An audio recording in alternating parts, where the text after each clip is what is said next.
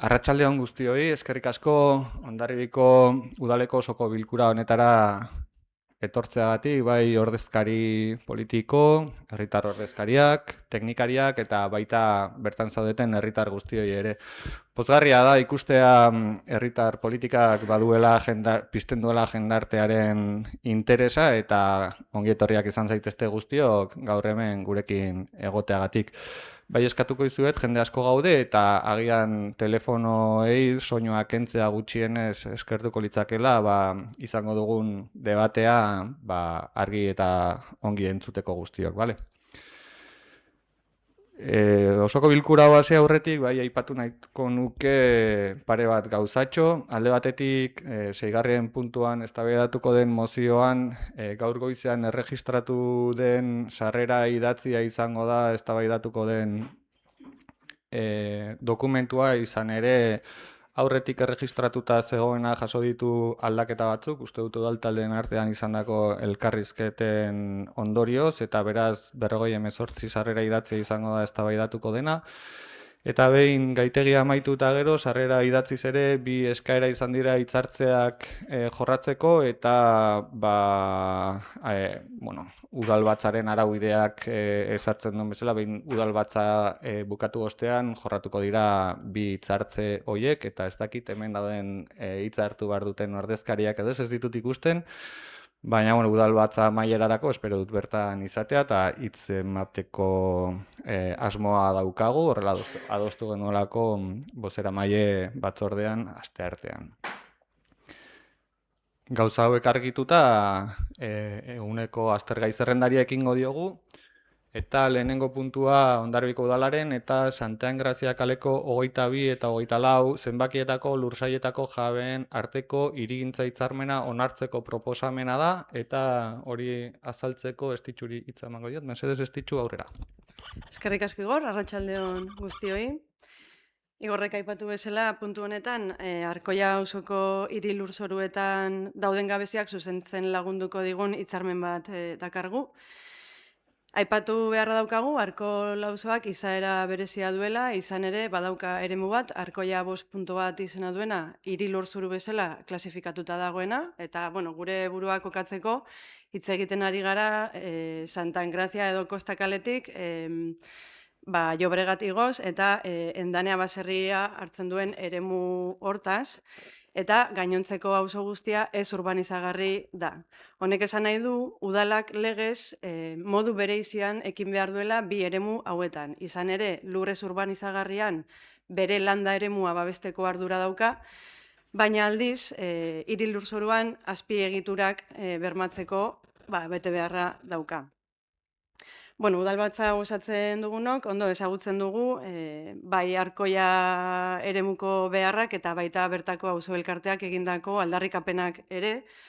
Izan ere, aspalditik datoz, eta modu formalago batean, auzo elkartea 2021an eratu zen, eta 2022an bertan, udalbatza honetan mozio bat defendatu zuten, beraien aldarrikapen horiek eginez. 3 dira nagusiki aldarrikapen horiek, bat da argiteri publikoa, bestea da oinezkoentzako ibilbide seguru bat, eta 3. da saneamendua. Aipatu beharra daukagu, 86. urtean onartutako arau subsidiarioetan, preseski jasotzen dela udal ekimenekoa izango zela espaloien antolaketa, eta baita ere urbeltzen saneamendu sare baten eraikuntza eta sare orokorrarekiko konexioa.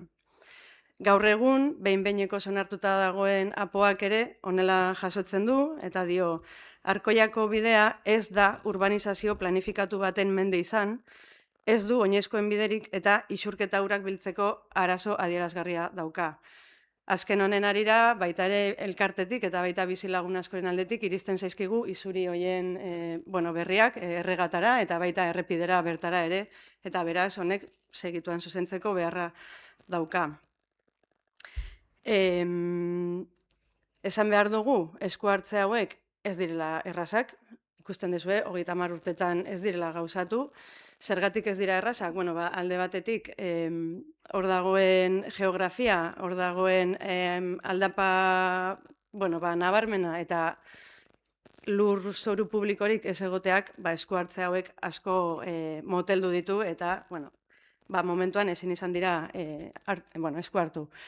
Bai aldiz, argiteriaren arira, lortu genuen nolabait arazoa konpontzea farola fotovoltaikoen bitartez izan ere azpiegitura elektrikoa ere ez bai dago eremuan.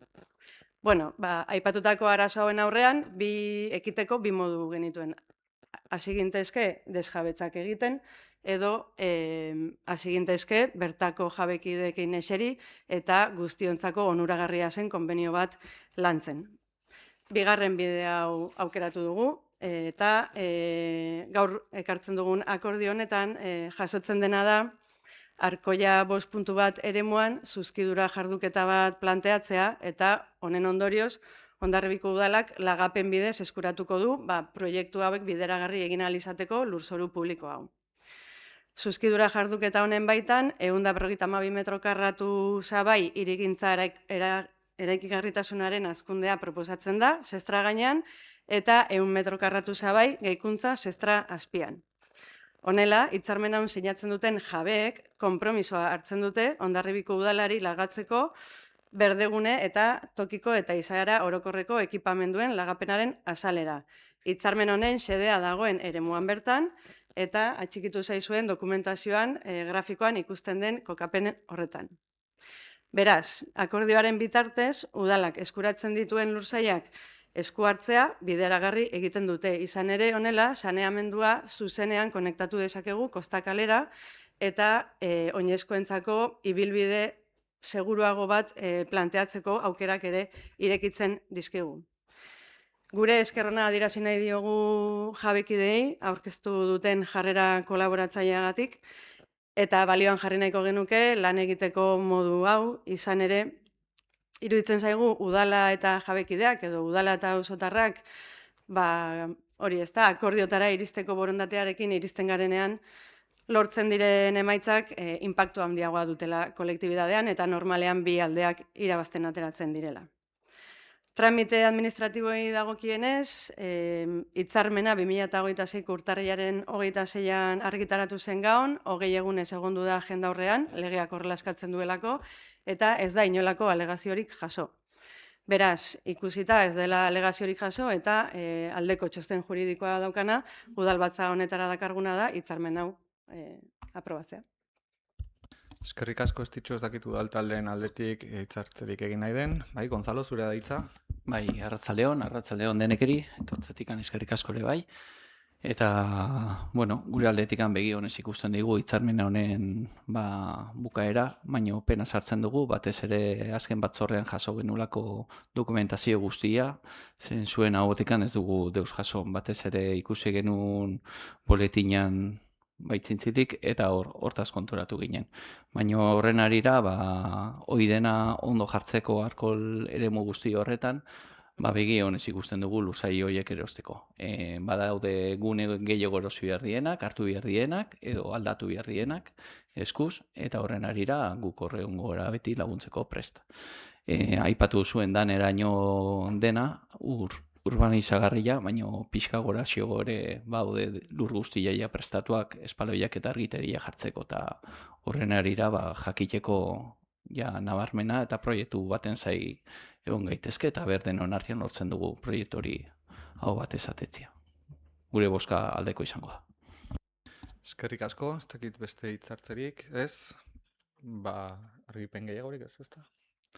Lehenengo puntuan, Hondarribiko udala eta Santa Engrazia kaleko 22 eta 24 zenbakietako lursailetako jaben arteko hirigintza hitzarmena onartzearen aldeko bozkak. Hau batez onartua. Bigarren puntura pasako gara, San Gabriel egoitzako obrak direla eta obren gaineko zergaren 185ko obari aplikatzeko interes orokorreko obra aitortzeko proposamena, ez ditxu mesedez? Puntu honetan, gauza da San Gabriel egoitzak, lan batzuk egin nahi ditula, alde batetik egokitu nahi du jantoki eremua eta beste alde batetik ere zuteen aurkako neurriak hobetu nahi ditu. Lehenengoari dagokionez, asmoa da jantokian dauden zutabeak kentzea, espazio diafano eta egokiago bat lortzeko, bai alde batetik egoiliarren bizikalitatea hobetzeko, eta bestaldetik ere zaintza lan horiek modu erosogo eta zuzenago batean eman ahal izateko. Esaten nun bezala, bestalde ere, solairu horretan bertan, zuten sektorizazioa hobetu nahi dute, eta horretarako zuten aurkako ateak eta eskailera babestu nahi dute. Kontutan hartuta erabiltzaileen profila mendekotasun egoeran dauden adinekoena dela, eta lan hauek haien bizikalitatea eta zaintzak hobetzeko direla, uste dugu baldintzak betetzen dituztela, 2026ko ordenantza fiskaletako hobariak 8. ataleko 18. artikuluan oinarrituta, eraikuntza, instalazio eta obren gaineko zergan 185ko hobaria jasotzeko.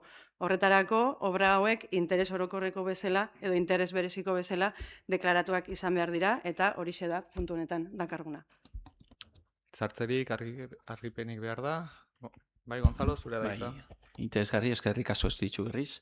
Interesgarri iruditzen zaigu, jangela ni mardien obra guzti hori, eta jakinda, jende jakin dezan, azkenako urteetan, pandemiatikan aurrea, azkeneko solari guztia berritu zela, gero ere jogailua jarri dela, eta oraintxe bertan jangelako ere guzti hori dena bota eta zabalduko dela, eta bertakoentzako asko zo izango dela. Eta gure boska aldeko izango ere bai. Beste hitzartzerik ez dagoela ikusirik, San Gabriel egoitzako obrak interes orokorreko aitortzea eta horren arabera 185ko hobaria obra hartazan, obra gaineko zergan barkatu 185ko hobaria aplikatzearen aldeko bozkak. Aho batez onartuta. 3. puntuari ekingo diogu, kontratazioko erdi mailako teknikari plaza batera txanda irekian eta lehiaketa oposizio bidez sartzeko hautaketa prozesua arautuko dituzten oinarri espezifikoak onartzearen berri ematea da. Aurreko hilabetean ere eduki genuen beste oposaketa baten oinarrien berri ematea, kasu honetan beste teknikari baten plaza lehiaketa oposizio bidez hornitzeko hautaketa prozesua martxan jarri denaren berri eman nahi dut. Kasu honetan kontratazio saileko erdi mailako teknikariaren plaza izango da, lehiaketa oposizio bidez, karrerazko funtzionario bitartez izendatzeko prozedura burutuko dena. Gogoratu nahi dut, gaur egun lanpostua funtzionario interino batekin betetzen ari garela eta onartuta dugun enplegu publikoaren eskaintzari jarraituz egikaritzen dela deialdi hau.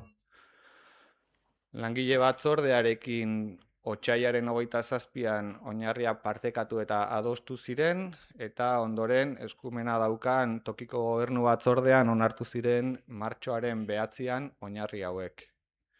Hau honela, deialdia eta oinarriak Gipuzkoako aldizkari ofizialean publikatu dira, eta dagokion epearen ostean estatuko aldizkari ofizialean ere publikatu beharko dira, eta behin tramite horiekin amaitzen dugunean, izen emate epea zabalduko da, eta prozesuak martxan izango dugu. Jakinarazi nahi dut, orain arte jarraitzen genuela prozedura modu estandarizatu batean, eta orain honetan lehen aldiz bi aldaketa sartu direla, alde batetik tasen ordenantza fiskalako onartu genituenan tasetan jaso genuen oposaketa prozesuetan ordainketa bat egin behar izatea, kasu honetan 20 euroko ordainketa izango da izen ematen dutenen kasuan, eta beste alde batetik ere hemendik aurrerakoan lehen oposaketarekin edo azkeneko emaitzarekin egiten osatzen baldin bazen lanpoltsa, orain oposaketak dituen fase ezberdinetan osatu ahalko dira lanpoltsa ezberdinak. Hau da, fase bat gainditzen duen ororekin, egin ahalko da lanpoltsa bat udalaren beharretara egokitzen baldin bada, eta ondoren bukaeran beste lanpoltsa bat osatu ahalko da. Galderarik edo azalpen gehiagorik behar den. 3. puntua berri eman da, pasako gara 4. Animalien babesa, ongizatea eta edukitzea arduratsua arautzen dituen udal ordenantzari hasierako onarpena emateko proposamena da, eta hitza Garoari emango diot, mesedez. Bai, kaixo arratsaldeon, eskerrik asko Igor, eta arratsaldeon guztioi, bai hemen zaudetenoi, eta baita ere streaming bitartez jarraitzen ari zaten guztiei. Gaur ekartzen dugun etxeko animalien babesa, ongizatea eta haiek arduraz edukitzeko irizpideak arautzen dituen behin-behineko ordenantza da, bale? Eta gaur bozkatuko duguna. Azaldu nahiko nukena da, ordenantza honen behin-behineko onarpena gaur honera ekarri baino lehen, batzorde ezberdinetatik pasa dela, eta bertan martxoaren 12an diktaminatu genuela. Hondarbilak badauka animalien inguruko ordenantza bat, 2006koa, baina zaharkituta gelditu da, eta legedi berria dago gaur egun, adibidez daukagu EAEko 9/2022 legea, edo estatu mailako ere animalien legea deitutakoa, eta orduan beharrezkoa bagenun araudi horretara egokitzea. Eta ordenantzaren zioetan, arrazoietan, argi azaltzen da behar hori. Azken finean, gertatzen ari zaiguna da, gure etxeetan animaliak edukitzea gero eta ohikoagoa dela, eta beraz, gero eta familia gehiagotan, animaliak, katuak edo txakurrak eta bestelakoak ere baditugula. Eta datu bezala jakin, adibidez Hondarbilan, 2636 txakur dauzkagula erregistratuta, 482 katu, eta dortokak, uroiak eta denetikan badaukagula. Baina egia da, gure etxeetan animaliak edukitzeaz gain, baita ere aldatu dela animaliekiko sentsibilitatea edo beraiekiko jarrera, eta horregatikan topatzen ginen ordenantza berritu beharrean. Azken finean, ordenantza berri bat onartzea eta indarrean edukitzea emango digulako aukera, modu edo tresna moderno, eraginkor eta gure gizartean egungo balioetan koherentea den tresna bat edukitzeko. Ordenantza berri honen helburu nagusiak bere kapituluen arabera izango dira: animalien ongizatea bermatzea, pertsonen eta animalien arteko bizikidetza arduratsua sustatzea, abandonua prebenitzea, esterilizazioa eta nahitaezko identifikazioa bultzatzea, eta tratu txar edo zabarkeria mota oro desagertaraztea. Baita ere, hezkuntza eta sentsibilizazioak animalien edukitzan prebenitzeko eta gizalegezko jokabideak eta sustatzeko funtsezko elementu gisa duten zeregina indartzea. Ordenantza honen oinarria, bizkarrezurra, Eudelek proposatutakoaren arabera egin dugu. Ordenantza hori erabili dugu oinarri bezala, baina baita ere dagoeneko animalien ordenantza onartu duten bestelako herrietan egindako hobekuntzak. Ordenantza honek 9 titulu ditu eta 58 artikulu. Badauzka bukaeran ere xedapen ezberdinak, adibidez, bai esaten dugu EAE mailako txakur arriskutsuen legea aldatzen baldin bada, ordenantza hau ere automatikoki aldatzen dela, berriz ere hemendikan pasagabe, edo baita ere esaten duguna da, lehengo ordenantza hori indarri gabe gelditzen dela, eta baita ere badaukagu beste ordenantza bat, udalean bizikidetza ordenantza izenekoa, eta hor bazegoen talka bat, eta esaten dugu hau berriagoa denez, honek lehentasuna badaukala. Esan dudan bezala, 9 titulu ditu, bigarren tituluan jasotzen dira, luzeena bera da, bertan jasotzen dire araue orokorrak, elkarbizitza arduratxorako arauak, zeintzu dien txakurreremuak, hondartzaren erabilera, gorozkia, mikzioak, lokaletan edo instalazioetan sartu daitezken, edo ez, baina esan dudan bezala, bereziki Eudelen eredua erabili dugu, baina ekarri dugun gure realitatera, gure herrira, eta bereziki aipatu nahiko nuke, bina bardura edo ezberdintasun berezi jaso ditugula, batzordetan azaldu dugun bezala. Eta hoietako bada ordenantzako 7. artikuluan, 7. artikuluak arautzen du etxeko animaliak bide eta espazio publikoetan sartzea, gidatzea eta egotea. Hori arautzen du. Baina, 7.3ak erreferentzia egiten dio hondartzari. Eta badakigu hondartzan gertatzen ari direla arazo asko pertsonak eta txakurren artean. Eta beraz, bizikidetza arazo bat daukagu hondartzan bereziki, baina esan dudan bezala 2680 txakur badire, eta orduan baliatu dugu ordenantza hau ere arazo horri erantzuten tresna berri bat izateko. Eta zer da egin deguna? Hitzen garrantzia. Zer jaso dugulako, azken finean, hemen, txakurrak hondartzan urteko sasoietan, ordu tarteetan, eta zehazten diren eta behar bezala seinalistatuta dauden hondartza tarteetan bakarrik egon izango direla udalerriko hondartzetan. Honek zer esan nahi du? Jarri dugu hondartza, baina jarri dugu ere hondartza tarte.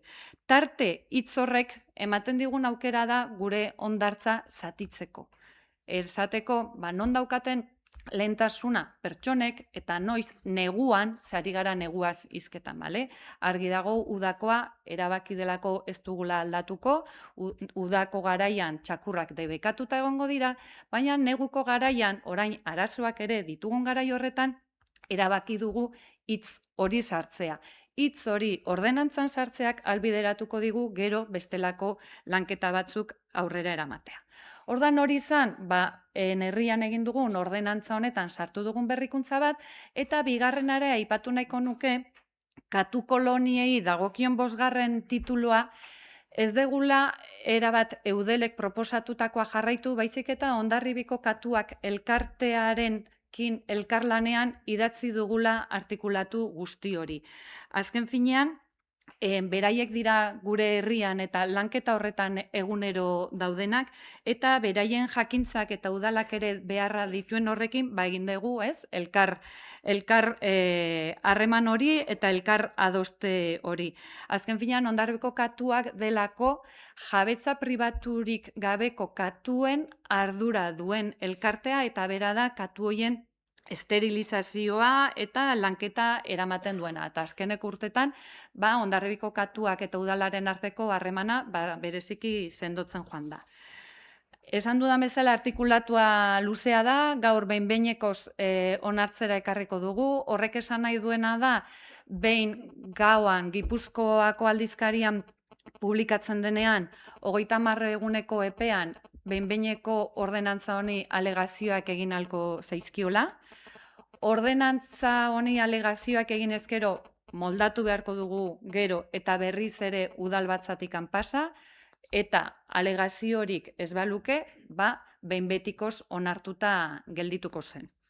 Beraz, bai aipatu nahiko nukena da, bukatzeko eskerrak udal mailako ingurumen teknikariari, baita ere gainontzeko alderdiei, uste dut, orain ikusiko dugu, baina giro honean eta adostasun maila handiarekin bideratu dugun ordenantza izan dela, eta baita ere ordenantzaz gain hitz egin degulako txakur eremuak zeintzuk izan beharko ziren, eta aipatutako hondartzaren ideia hori ere denon artean adostutakoa ere izan da, eta beraz, hau da gaur ekartzen deguna. Eskerrik asko Garoa, ez dakit taldeen aldetik badagoen baloraziorik egiteko asmoa, zure aditza Ander? Arratsaldeon. Gai honekin gauza askorik ez esateko. Ordenantza hau egokia dela uste dugu, eta ondo landu dugu denon artean. Ekarpenak egin ditugu, zentzuz eta arduraz jokatuta, besterik ez. Horregatik gure bozka aldekoa izango da. Eta honen arira, aipatu nahiko genuke, horrelako gai asko daudela, jendeak uste dituena, baino gehiago. Ez esko sistematikoa, deustarako balio ez duena, baztertzeko gai baldin bagera, Hondarribitarrentzat, onak diren gauza asko aurrera aterako ditugu, debaldeko denborarik galdu gabe. Hori da gure ustez oposizioa arduratsua egitea. Beraz, erderaz esaten den bezala, no hay que buscarle 3 pies al gato, oso egokia gainera gorko puntu honetarako, eta elkar ondo lan egiten badugu, adostasuna aitortzea ez da arazo bat guretzat. Eztabaida luzetarako eta gure eredu eta ikuspuntuen arteko desadostasunak azaltzeko, badaude beste gai batzuek, baina honako puntu hau ez. Beraz, esan bezala, gure bozka aldekoa izango da. Eskerrik asko. Eskerrik asko, Ander, Alderdi Sozialistaren izenean, Noemi, zure da hitza. Bai, Arratsaldeon. Nosotros también vamos a votar a favor de esta ordenanza de tenencia de animales. Se trata de un texto amplio y detallado que recoge de forma clara los derechos y también las obligaciones y que además unifica y actualiza distintas ordenanzas y normativas ya existentes. Creemos que se ha realizado un buen trabajo y que esta ordenanza es necesaria para mejorar la convivencia en este municipio. Dicho esto, también consideramos que hay aspectos en los que se debe seguir avanzando y en concreto es la creación de un espacio de esparcimiento para perros. Es una cuestión que ya se ha tratado, como has comentado, Garoa, en comisión. El equipo de gobierno nos ha trasladado las dificultades existentes y bueno, pues somos conscientes de todo ello, pero queremos también recordar que, bueno, pues que en el último presupuesto se aprobó una partida económica importante que asciende a más de 48.000 euros y bueno, por eso queremos que de alguna manera se siga trabajando en esa línea y por eso nuestro voto va a ser a favor. Eskerrik asko, Noemi, abotxan itzen izenean, Txupi, zure da hitza. Bai, arratsaldeon eskerrik asko. Bai, gaur egun arte animalien eskubideen onarpenak evoluzionatu egin du gauza edo jabetza huts izatetik berezko duintasuna duten izaki sentigarri gisa aitortzera. Etxeko animaliak gero eta garrantzitsuagoak dira, osasun fisiko eta mentalean eragin positiboa dutelako, euskarri emozional gisa jarduten dutelako, estresa eta bakardadea murrizten dituztelako eta bizikalitatea hobetzen dutelako besteak beste. Ezin dugu ukatu hala ere, animalien eta gizakien arteko elkarbizitzan egoera desegokiak eta arriskutsuak gertatzen direla. Ziur gaude, animalien eskubideak eta ongizatea bermatzeaz gain, gaur bozkatzen dugun ordenantza bide publikoan animalien eta pertsonen arteko elkarbizitza hobetuko duela. Gainera, aipatutako helburuak lortzeko, ordenantzaz gain Hondarribian txakur parke bat jartzeko proiektua lantzen ari garela aipatu nahiko nuke. Eta aprobetxatu nahiko nuke ere, Hondarribiko katuak elkarteak udalarekin elkarlanean katu koloniak zaintzeko egiten duen lana. Gure politiken helburuetako bat jasangarritasunari, animalien ongizateari eta ingurumenaren babesari lehentasuna ematea da. Eta ondorioz gure bozka aldekoa izango da. Eskerrik asko, Lupez, dakit beste argipenik edo behar den.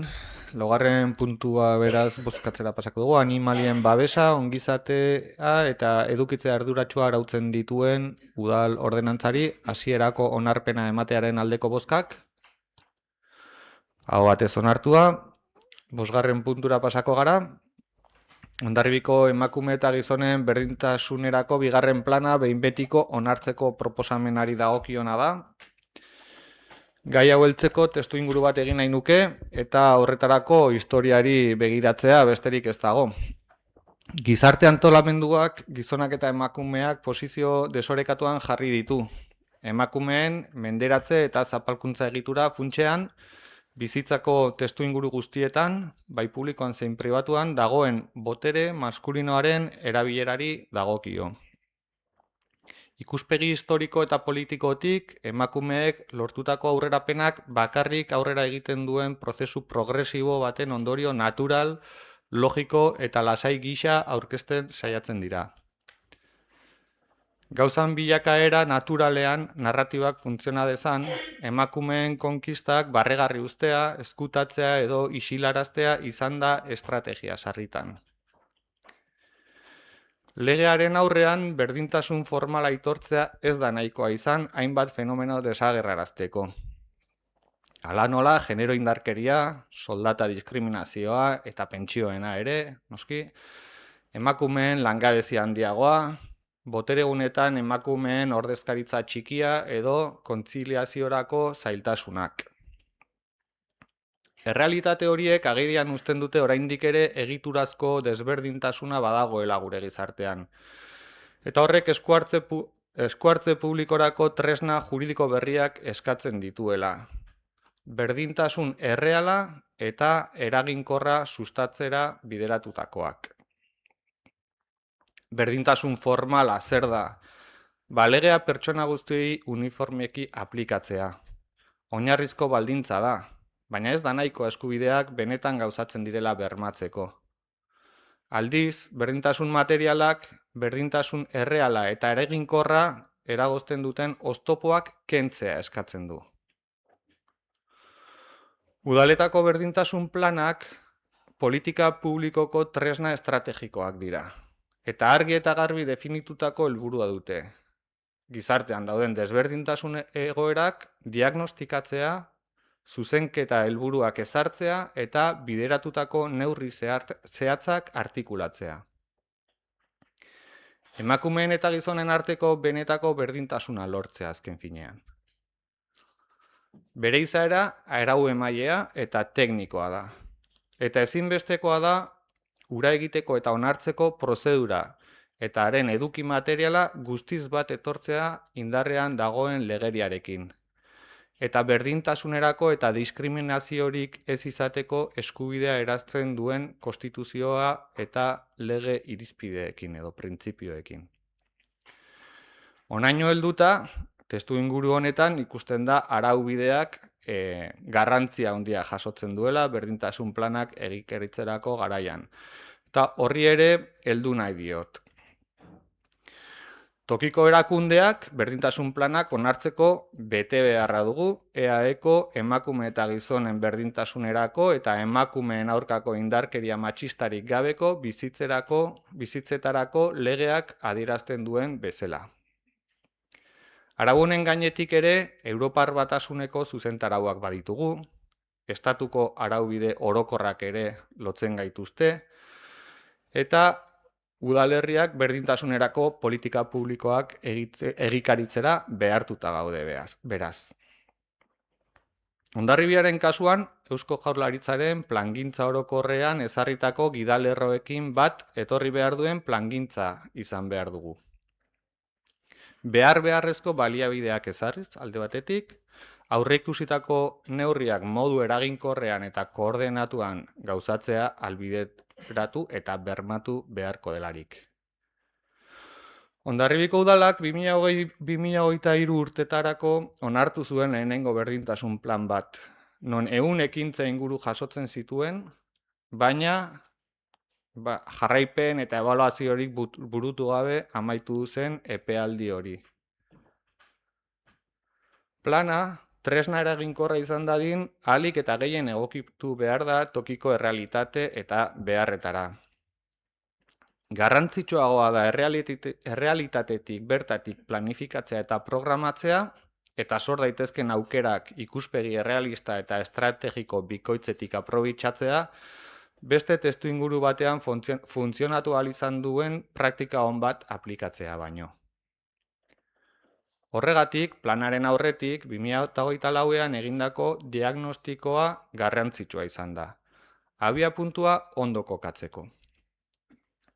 Diagnostikoa egiteko orduan eta baita plana definitzeko prozesuan ere, udal arlo zein udalerriko elkarte mugimenduak funtsezko zeregina izan dute. Diagnostiko honen arabera ondorioztatzen diren hainbat gai azpimarratu nahiko nituzke. Hondarribian gertatzen direnak. Emakumezkoek langabezia tasa handiagoa pairatzen dute gure egunerokoan. Pertsonan erretai dagokionean, emakumezkoen errenta askoz baxuagoa da gizonezkoa baino.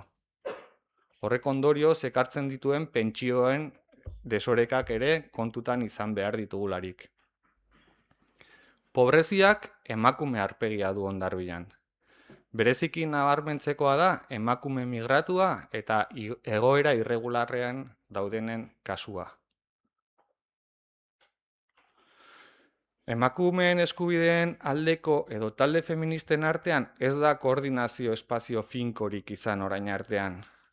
Baina aldiz, informaltasunean elkarrekin aritzeko uneak sortu izan dituzte. Diagnostikoaren oinarria hartuta, bigarren berdintasun planaren egitura eta edukia azaldu nahi ditut orain. Hondarribiko udala emakumeen eta gizonen arteko berdintasunarekin konprometituta dago. Honela adierazten dute azken urteetan emandako pausuek. Bai saila sortzea, bai pertsonala izatea, horiek izan dira bidean landu ditugun lehenengo gauzak. Baina ezin dugu ukatu urte askotan gaiari zuzenean ez aurregitearen ondorioz gabezi handiak ditugula eta oinarrizko neurrietatik hasi behar garela lanean. Planaren indarraldia 4 urtekoa da, 2026 eta 2029 urteen bitartean. 124 ekintza jasotzen ditu, 4 ardatzetan antolatuak. Gobernu onaren alde batetik, emakumeen alduntzea beste batetik, gizarte antolaketa eta zaintzak 3. eta 4. ardatza indarkeria matxistarik gabeko bizitzei dagokiona. Ardatz bakoitzak ere baditu bere ildo estrategikoak, baina horretan sakondu baino nahiago dut adieraztea zeintzuk diren eta noiz burutuko diren datozen ekintza nagusienak. Aurten bertan, asmoa daukagu, plana onartuko balitz gaurko debatearen ondoren, ikerketa feministarako beka martxan jartzea, indarkeria matxistari aurre egiteko tokiko protokoloa ere diseinatzea, datorren urterako jasotzen da LGTBIQ baino gehiago diagnostikoa eta ekintza plana egitea, jabekuntza eskola sortu eta herriko elkarte feministekin bere antolaketa ere adostea, 2028rako aurreikusten dira hainbat ekimen, udal barruko berdintasun plana, oso garrantzitsua iruditzen zaiguna eta oraindik ez daukaguna, udal zerbitzura dauden langilei zuzendutako sexu jazarpen eta sexuagatiko jazarpen protokoloa egitea, berdintasun ekintzetarako diru laguntza lerro bat sortzea, zaintzarekin lotuta dauden zerbitzu eta ekipamenduen gida bat egitea, indarkeriari aurre egiteko jada existitzen diren baliabide ez gain zerbitzu berrien balorazioa, bai juridikoa, psikologikoa eta bar, indarkeria matxistari aurre egiteko erakunde arteko protokoloa osatzea ere, eta 2029 ekitaldiari begirakoan emakumeen etxearen beharrezkotasuna baloratzen hastea, edo zaintzaileen lan eta bizi baldintza duinen aldeko sentsibilizazio lana egitea ere.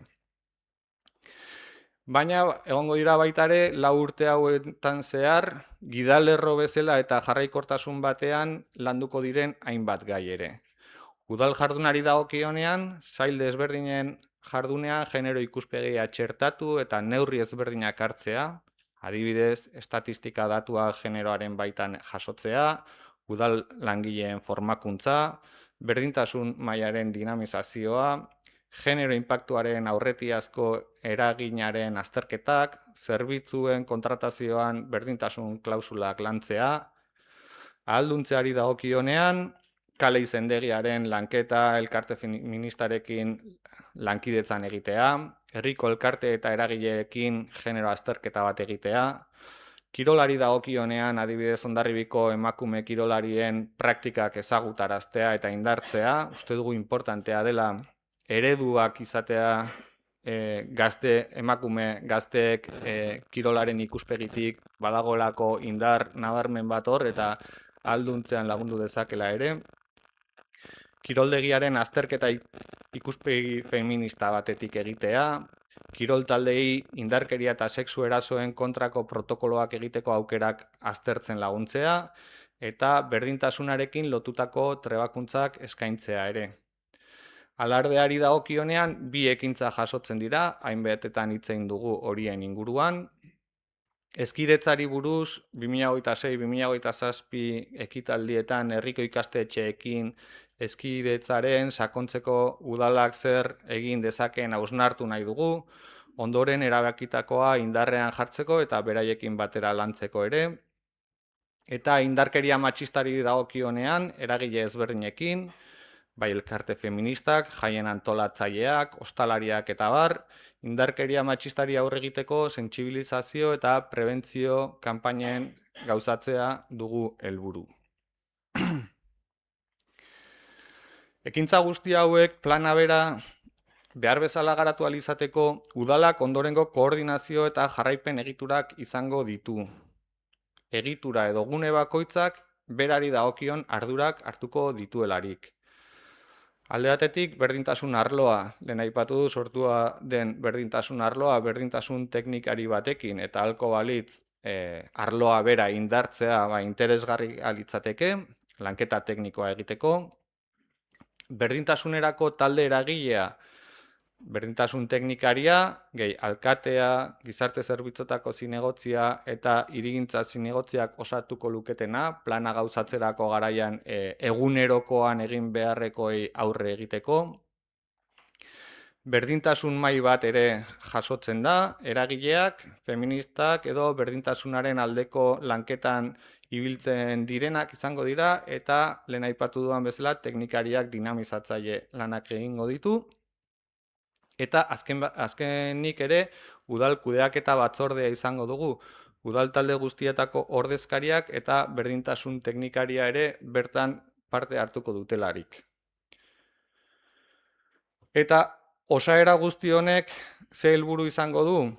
Dokumentuak berak ere jasotzen du betetzen mailaren ebaluazioa nola egingo den eta 3 maila ezberdinetan jasotzen du prozedura guztia. Alde batetik ekintzen betetzen maila neurtuko da, hau da ekintzak banaka betetzen diren edo ez. Beste alde batetik planaren urteko balorazioa egingo da, urtez urte egingo da balorazio bat, baina balorazioa egiteko noski planak ere urtero egin beharko du egikaritze maila baten plangintza, eta hori izango da betetzen mailaren edo kudeaketaren helburua, eta azkenik behin 2029 urtera iristen denean, helburuen betetzen maila orokorra jasoko du, baina ez hori bakarrik, baita ere gizartean eragindako aldaketak ebaluatu beharko ditu. Hau da, planak zituen helburuak 4 urteren buruan bete diren baloratu egin beharko du. Hori guztia egiteko, dokumentuak baita ere jasotzen ditu bere fitxak eta adierazleak modu ordenatu batean, aurrez ezagutzen den modu batean, ondoren balorazio guzti horiek jakin eta gizarteratu ahal izateko. Markatu. Pasa naiz.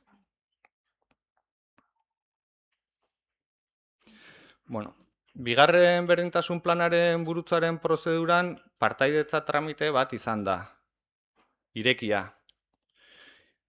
Iradokizunak egiteko eta jasotzeko aukera izan da. Eta guzti horretatik eratorritako zirriborroa, 4. uste dut izan zela, Emakundera ere bidali egin da.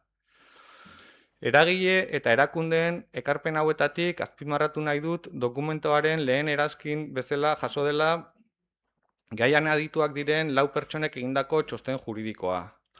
Prozeduraren eta edukiaren legezkotasun juridikoa bermatzen dutena.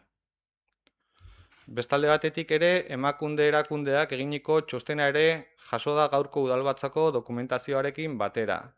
Non hainbat zuzenketa egitea ezinbestekotzat jo zuten. Eta hauek ere jaso dira azken dokumentu horretan.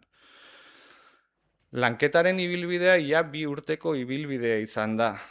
Ikusi duzuten bezala diagnostikotik abiatuta, hainbat aldiz ere publikatu izan dira lanketan izandako emaitzak.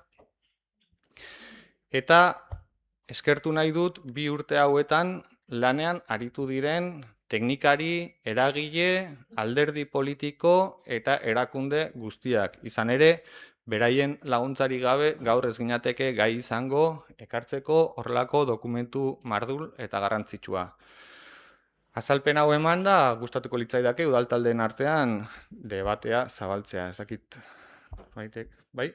Maria, zurea da hitza. Eskerrik asko eta arratsalde on guztioi. EAJ-PNV-tik argi utzi nahi dugu hasieratik. Gure konpromisoa berdintasunarekin benetakoa da, eta urteetan zehar erakutsi dugu hitzetatik haratago, ekintzekin EAJ-PNV-ek gobernatzen duen erakunde guztietan. Berdintasuna ez da lelo bat guretzat. Politika publikoetan lehentasuna izan da. Familia eta lana bateragarri egiteko neurriak bultzatuz, emakumeen alduntzea sustatuz eta indarkeria matxistaren aurkako politikak indartuz.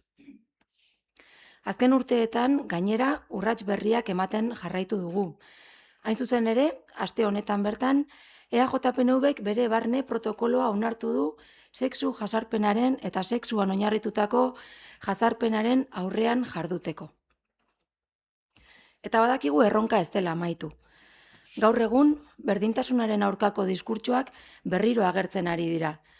Eta benetan kezkagarria da gazteen artean bizitzen ikusten ari garena. Horregatik, inoiz baino gehiago beharrezkoa da indarrak batzea. Baina horretarako ezinbestekoa da gauza bat ulertzea. Berdintasuna ez da ikuspegi bakar batetik eraikitzen. Ez dago feminismo bakar bat. Eta berdintasuna ez da inposatzen, eraikitzen da. Y desde esta visión, desde este compromiso real con la igualdad, queremos explicar nuestro posicionamiento ante el plan de igualdad que hoy se ha presentado. Nuestro grupo está de acuerdo con las medidas, en gran parte, con las medidas que presenta este plan de igualdad, como no puede ser de otra manera. Compartimos su contenido en gran medida. Pero el problema no está en el contenido. El problema está en el proceso que se ha seguido. El plan se construye sobre un diagnóstico previo que es la base de todo. Zuk zeuk Igor, esan duzu zein garrantzitsua izan den diagnostikoa egitea. Pero en ese proceso, en ese diagnóstico, no se ha sabido o no se ha querido integrar todas las sensibilidades existentes en Hondarribia. En ese proceso se ha excluido a una asociación de mujeres de Hondarribia que cuenta con más de 500 socias. Se les ha silenciado por no tener una opinión concreta. Ha habido participación formal, pero no sé si ha habido una verdadera voluntad de integrar. Los grupos municipales hemos hecho aportaciones, hemos hecho alogaciones, pero no sé si realmente si se han reflejado realmente en este plan de igualdad. Porque cuando hay voluntad de consenso se nota, y cuando no la hay, también. El propio plan incorpora una interpretación muy concreta de una realidad compleja. Y eso no es neutro, eso es una decisión política. No se puede decir que no hay posicionamiento ideológico y construir todo un plan desde una única mirada. Estos últimos días hemos escuchado al gobierno municipal que esto es consecuencia de exigencias de Emakunde, que Emakunde ha emitido informes que hay que cumplir sí o sí. Emakunde, los informes que emite no son vinculantes. Emakunde asesora, Emakunde aconseja, pero la última decisión la tienen los ayuntamientos. Los ayuntamientos tienen autonomía para decidir. Por lo tanto, no estamos ante una imposición externa, estamos ante una elección. Y cuando es una elección, también hay responsabilidad. En 2020, este ayuntamiento aprobó el primer plan de igualdad sin ningún voto en contra, sin vetos, desde el consenso. Pero hoy no estamos ahí. Y no lo estamos porque el proceso no ha sido el mismo. En un momento en el que la igualdad necesita más alianzas que nunca, el gobierno municipal, en nuestra opinión, ha tomado una mala decisión. Por todo ello, desde EAJ-PNV no podemos votar a favor de este plan de igualdad. Y por supuesto no es un no al objetivo del plan. Compartimos la necesidad de seguir avanzando en la mayoría de líneas que recoge el plan, pero es un no a la forma en la que se ha construido este plan. Seguiremos trabajando por una igualdad real, inclusiva y construida entre todas, pero hoy nos vemos obligadas a votar que no. Eskerrik asko, Maria, ez dakit beste interbentziorik. Josu, bai, zurea da hitza.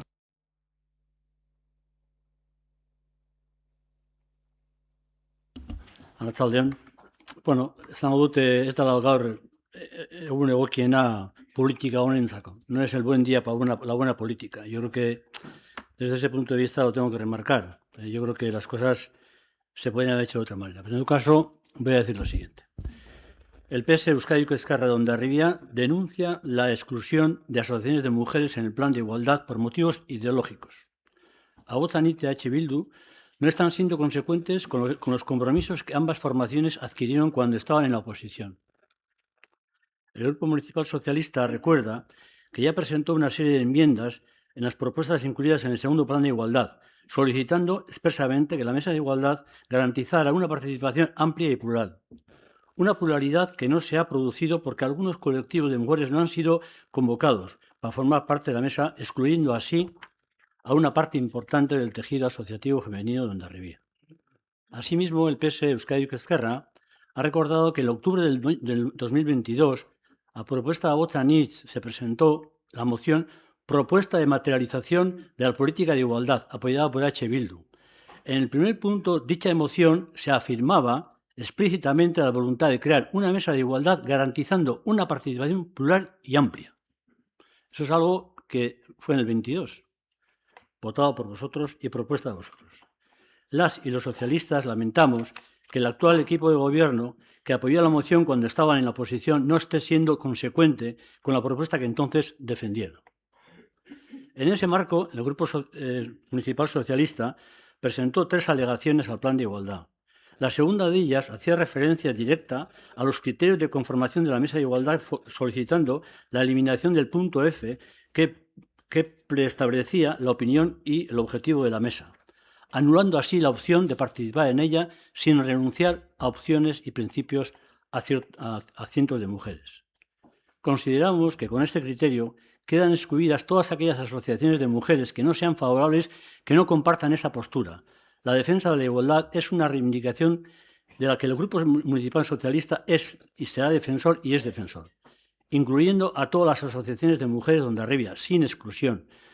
Y la defensa de sus posiciones lo deben de ser de un lugar de encuentro y diálogo, han señalado las y los socialistas. Para el PSE es inasumible que al conformar una mesa de igualdad o al elaborar un plan de igualdad se excluya a una parte de los colectivos de mujeres de Hondarribia por tener un criterio propio y a la vez diferente en referencia al alarde. Es inaceptable que desde el equipo de gobierno se les niegue la posibilidad de participar. Entendemos que el plan de igualdad debe partir de una participación social y amplia, donde tengan cabida todas las asociaciones sin exclusión alguna. Eskerrik asko. Eskerrik asko zuri, ez dakit EH Bilduren izenean, mesedez, Garoa, zure da hitza. Bai, arratsaldeon. Gaur Hondarribiko bigarren berdintasun plana ekartzen dugu bozkatzera. Bigarrena da, baina lehen aipatutako arrazoiengatikan argi dago lehenengoak ez zula funtzionatu. Kajoian gelditu zen, etzen implementatu nahi izan eta gainera hutsuneak zituen. Baina lehenengoa zen eta gutxinean bazen zerbait eta horregatik abstentziora jutea ere bere zentzua bazeukan.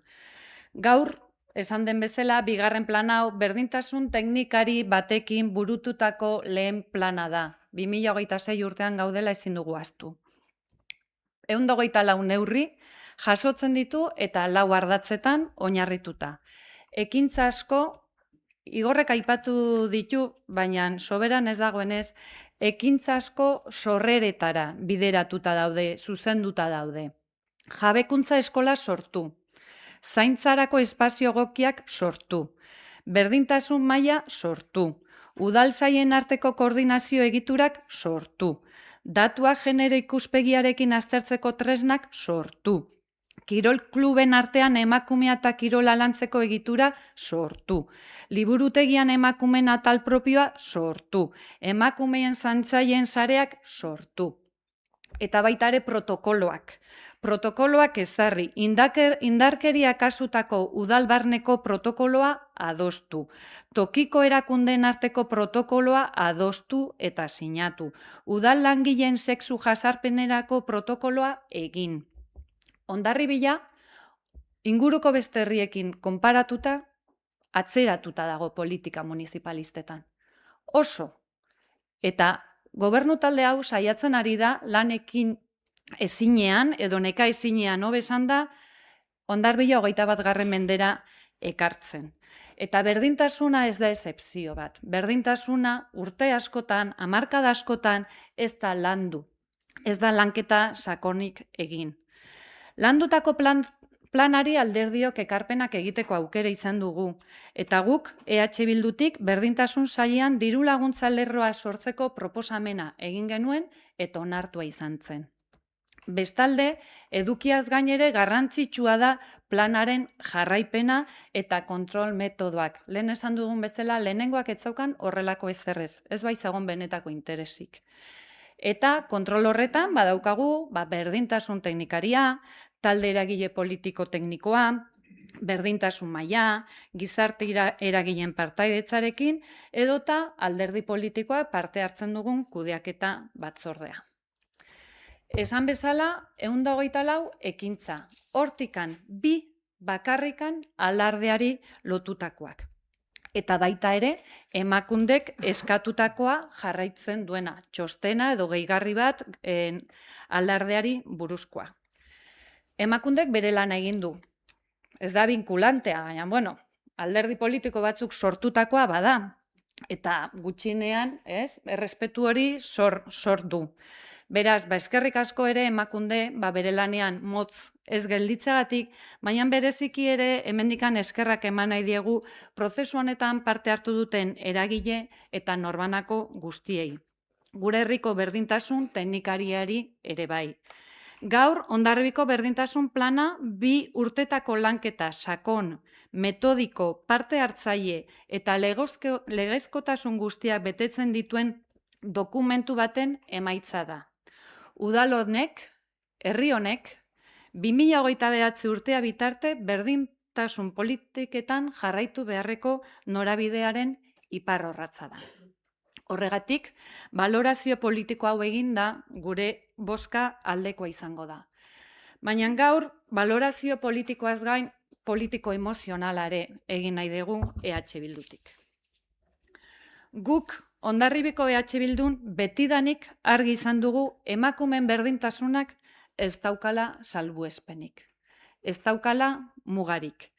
Edota, sinisten dugulako emakumea gizonen pareko dela bizitzako edozein esparrutan. Aldiz, gaur berdintasun plan honen onarpenaren prozesuan, oposizioko alderdiak berdintasunari salbuespenak jartzen ari diozute. Edota alardearen auzia berdintasun arazoa ez dela esaten. Edota sasi berdintasunaren korronte berriak defendatzen. Eta guzti horren atzean, naiz arrazoiekin justifikatu nahi duzuten, guzti horren atzean dagoena ezintasun emozional bat da.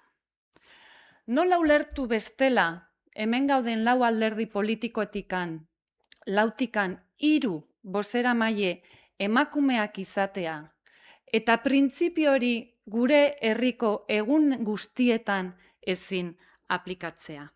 Berdintasunak salbuespenak ditu, hori oso larria eta oso arriskutsua da jarrera hori. Batzuk egun bakarreko salbuespena zuritzen duzute gaur. Beste batzuk zurituko dute gauetan emakumeak, arriskutsua izan daitekela.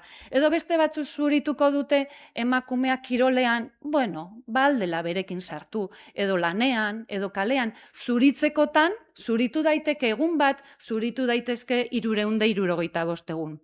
Berdintasunari salbuespena jartzea jarrera erabat antifeminista da.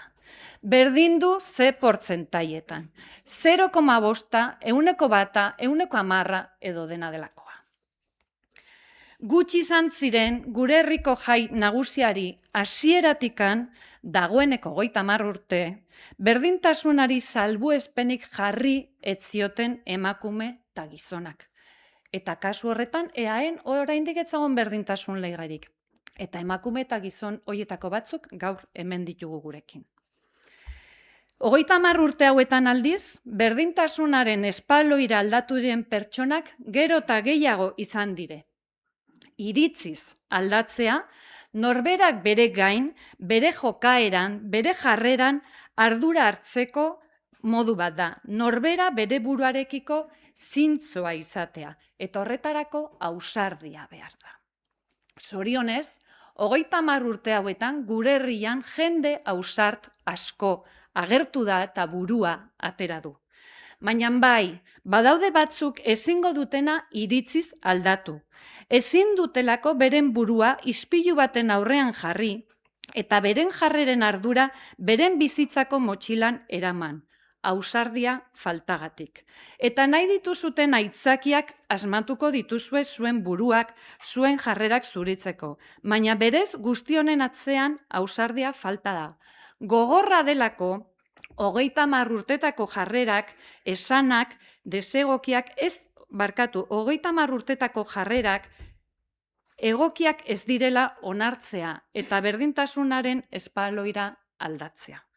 baina inoiz ez da berandu. Iritziz aldatzeko helburua ona baldin bada. Horregaitik, EH Bildutik orain artean bezala, lanean jarraituko dugu emakumeok gizonen pareko eskubideak izan ditzagun, gure egunerokotasunean eta salbuespenik gabe. Bai guregatik, bai zuengatik, bai zuen alabengatik, bai zuen ilobengatik, bai zuen erreinengatik, bai zuen semengatik, eta mende guzti hauetan, zapalduak eta gutxituak izan diren emakume guztiengatik.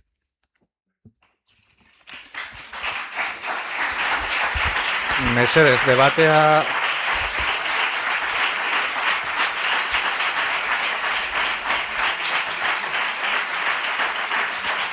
Mesedez, debatearekin jarraituko dugu. Mesedez, debatearekin jarraituko dugu. Nik aipatu nahiko, mesedez, isiltasuna, aipatu nahiko nuke deigarria egiten dela edukiaren inguruan udaltaldeen arteko adostasun maila hain handia izanik prozeduran jartzea azpimarra. Eta debate horri helduko diot ere, baina lehenik legeriaren aipamena egin dut lehen eta hor ere sakondu nahiko nuke pixka bat. Izan ere, erakunde publikoak legedia betetzeko duten betebeharra ezinbestekoa da. Baina baita ere, ordezkari publikook legealdi hasieretan legedia betetzeko konpromisoa hartzen dugu. Guztiok. Eta gogoratu nahi dut, berdintasun plan hau egiterako garaian, eta azpimarratu nahi dut berriz ere, zenbat lege hartu diran oinarrian, zenbat zuzentarau hartzen diren oinarrian, eta hasiko naiz aipatzen Nazio Batuen erakundeak emakumeen aurkako bereizkeria era guztiak ezabatzari buruzko konbentzioa onartu zuela, Europar Kontseiluak Istanbulgo hitzarmenean ere jaso zituela berdintasunari buruzko zuzentarauak, Espainiar Estatuko Konstituzioa, Estatuko emakundeen eta gizonen berdintasun eraginkorrerako 3/2007 lege organikoa, Autonomia Erkidegoko 4/2005 emakumeen eta gizonen berdintasunerako legea, emakumeen eta gizonen berdintasunerako eta emakumeen aurkako indarkeria matxistarik gabe bizitzeko legearen testu bateragina onartzen da baita ere 2022an eta dekretua 2023an Jaurlaritzan edo Autonomia Erkidegoan, emakume eta gizonen berdintasunerako 2015ko foru araua, eta baita ere kontutan izan da EAEko emakumeen eta gizonen berdintasunerako emakunderen 2030 estrategia. Lege oinarri hauek guztiak beti dira Hondarribiko berdintasun plana egikaritzerako garaian. Eta legedi horiek egiterakoan hemen ordezkaritza duten eta gaur kontra bozkatuko dutela anuntziatu duten taldeetako ordezkariak izan dire, bai sustatzaile eta legedi horiek babestu dituztenak. Legedia guzti honen oinarrian jasotzen dena da, botere publikoei dagokiela norbanakoaren eta bere taldearen askatasuna eta berdintasuna benetakoa eta eraginkorrak izan daitezen baldintzak sustatzea. Hori osotasunean betetzea eragozten edo zailtzen duten oztopoak kentzea. Eta herritar guztiek bizitza politikoan, ekonomikoan, kulturalean eta sozialean parte har dezaten erraztea. Halaber, araudi autonomikoak bereziki bete behar juridiko positiboen multzo bat egituratzen du. Egiturazko desberdintasunei eta genero estereotipoei aurre egiteko. Bereziki neurri hauek sustatu eta bultzatu dituzte PNV edo EAJ-ko EH Bilduko eta Alderdi Sozialistako politikariek Euskal Herrian. Beraz, Hondarribian ere, bete beharrean gaude arau horiek esaten dutena, ezta? Partaidetzari dagokionean esan beharra dut zintzoki, bete dela berdintasun plana egikaritzeko, diagnostikoa lantzerakoan, eta baita plana bera egikaritzerakoan ere. Diagnostikoa bera 2025ko otsailean egikaritu eta publikatu zen, bai udaleko webgune sareetan, hedabideetan, eta inork ez zuen momentu horretan ezer esan. Urtebeteko lanketaren ostean inork ez zuen ezer esan partaidetzaren faltaren inguruan. Plana egikaritzerakoan, tramitazioan, amaieran egin du gaiak, gai honek eztanda. Hain zuzen, alardearekin harremana zuten bi ekintza horiek jakinarazi zirenean. Eta zen nolako eztabaida. Lehen esan dudan bezala, proiektatutako partaidetza prozesuak legezkotasun guztia betetzen duela irmoki sinistuta ere, bigarren berdintasun planaren zirriborroa emakundera bidali aurretik, beste epealdi bat luzatzea adostu zuen udal gobernu honek. Herritar guztiei zabaldu zitzaien partaidetzarako aukera iradokizunak aurkeztu zitzaten. Eta aukera izan eta baliatu eginda prozedura horretan parte hartzeko ere. Eta hortik eratorritako txosten juridiko baten eskaera adibidez, plan honetan eranskin gisa jaso da. Txosten juridiko independente horrek jasotzen duena, legezkotasunaren betetzea berresten du. Eta ez dira iritzian oinarritzen. Legedian eta jurisprudentzian oinarritzen ditu ondorio horiek guztiak. Prozedurari buruzkoa, partaidetzari buruzkoa eta plana jasotzen dituen ekintzei buruzko legezkotasuna jurisprudentzian ere oinarritzen dute. Pentsa, berdintasun teknikariaren txostenaz aparte, norbait zapaldu duen, entzuten da, ez? Berdintasun teknikariaren txostenaz aparte, txosten juridiko independientea ere jaso dugu. Eta eztabaida honi ere erantzuten dio argi eta garbi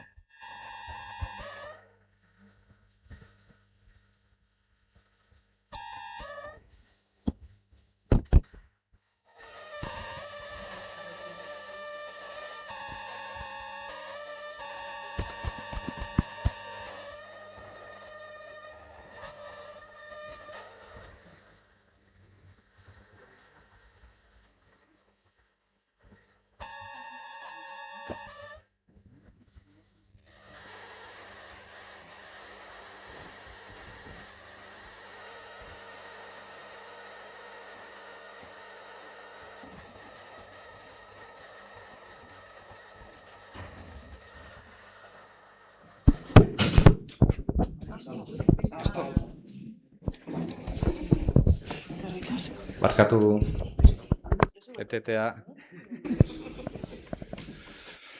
Esaten nuen, berdintasun teknikariaren txostena jasotzea, edo arloan aditua den teknikariaren txostena jasotzea normalean nahikoa izaten dugun arren, kasu hontan ere txosten juridiko independiente bat ere jaso dugula. Eztabaida guzti honi argi eta garbi erantzuten diona.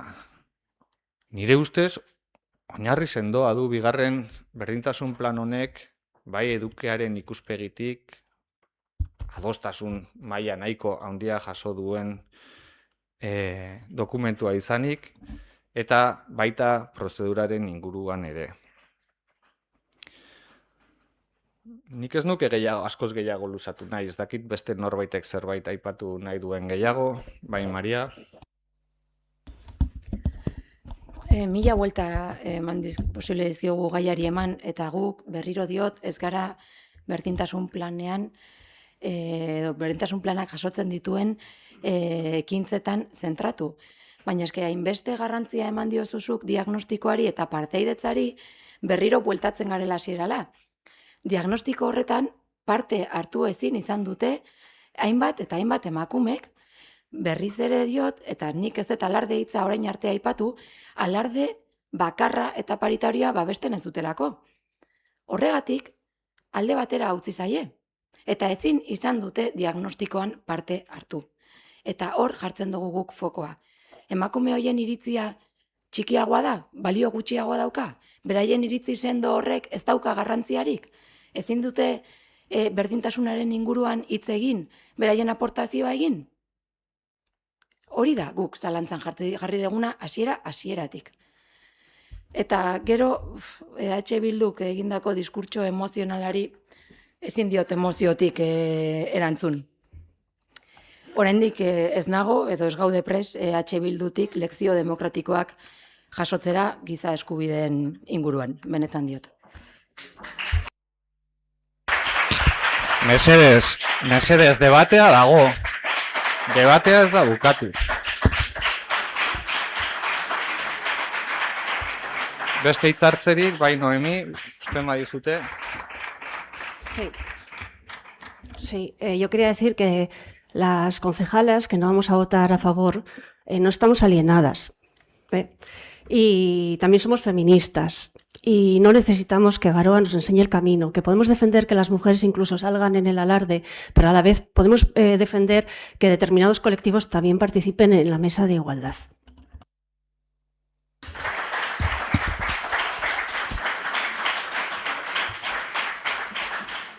Debatearekin amaitzeko azkeneko ideia bat, honi erantzuteko, argi esan nahi dut, Hondarbian ez dela bazterketarik egon.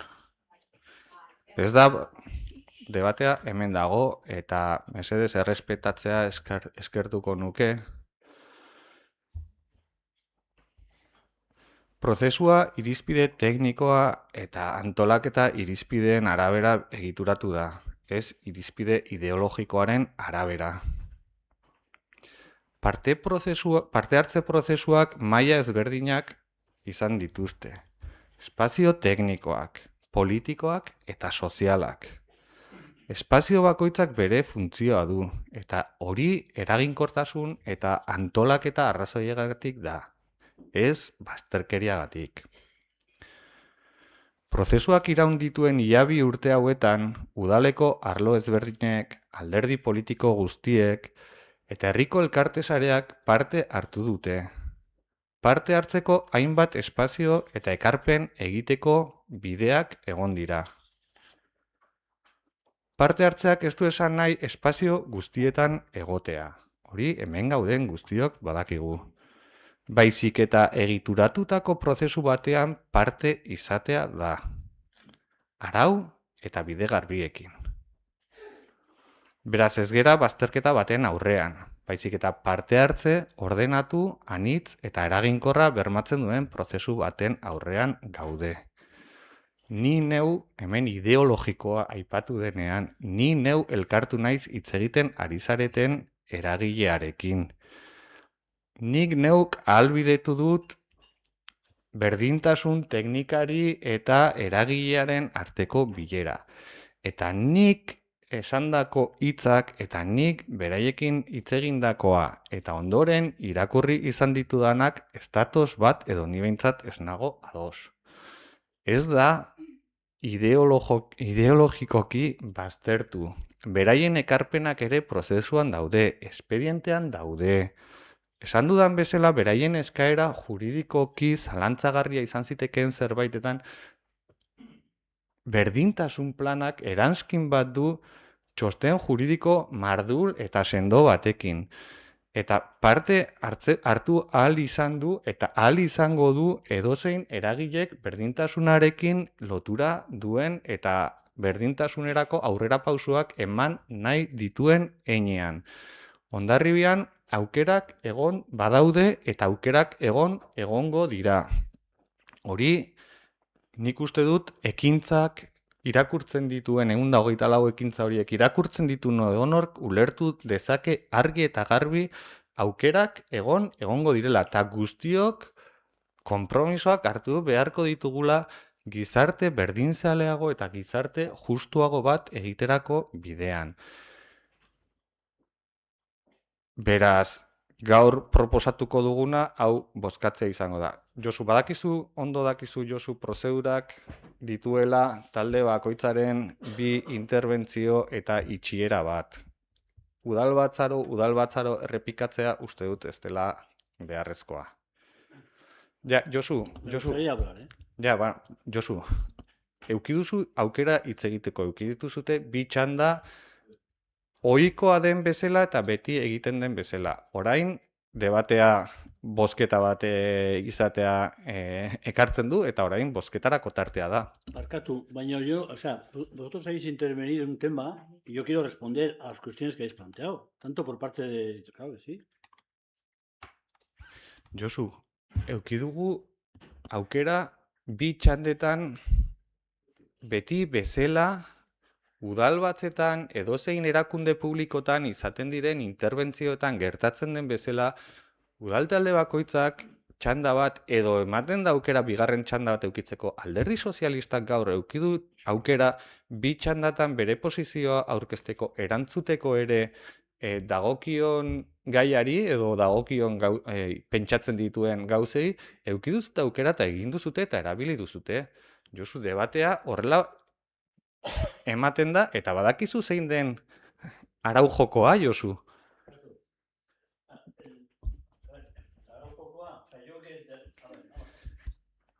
Josu, arau jokoa argia da eta behin eta berriro irakurri da udalbatza honetan.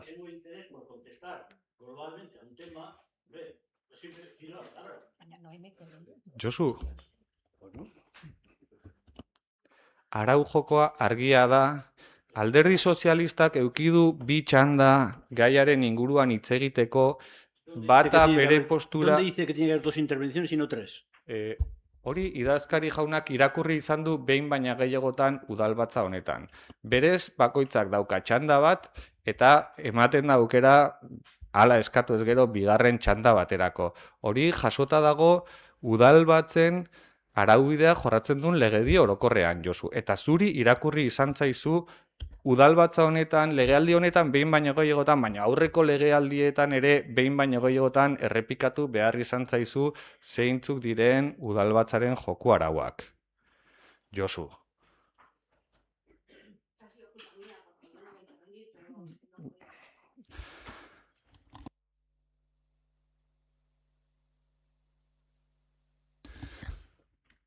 Alderdi nik ulertzen dut, denok eduki ditugula 2 hitzartzeko aukera, eta orain debateak ekartzen duela bozketarako prozedura.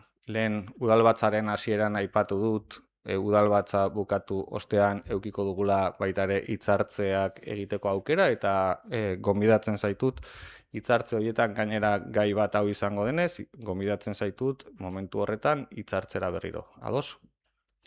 Eskerrik asko. 5. puntua bozkatzera pasako gara, Hondarribiko emakume eta gizonen berdintasunerako 2. plana behin betiko onartzearen aldeko bozkak. Aurkakoak, gehiengoz onartuta beraz.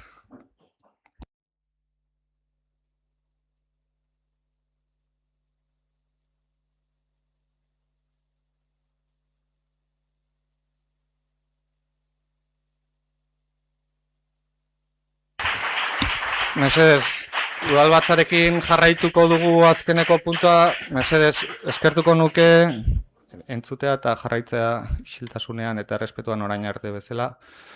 6. puntua mozio bat da, hasieran aipatu dudan bezala, gaur goizean erregistratu eginda nolabait oinarri berria edo Ahotsanitz udaltaldeak aurkezturiko proposamena da, Ekialde Hurbileko gerra areagotzearen aurka eta internazionalismoaren, antimilitarismoaren eta justizia sozialaren aldeko gaia da. Aitzol, mesedez eskatuko nizuke sarrera idatzi hori aurkeztea. Bai, arratsaldeon guztioi, Igorrek aipatu bezala gaur goizean mozioaren azkeneko bertsioa erregistratu dugu.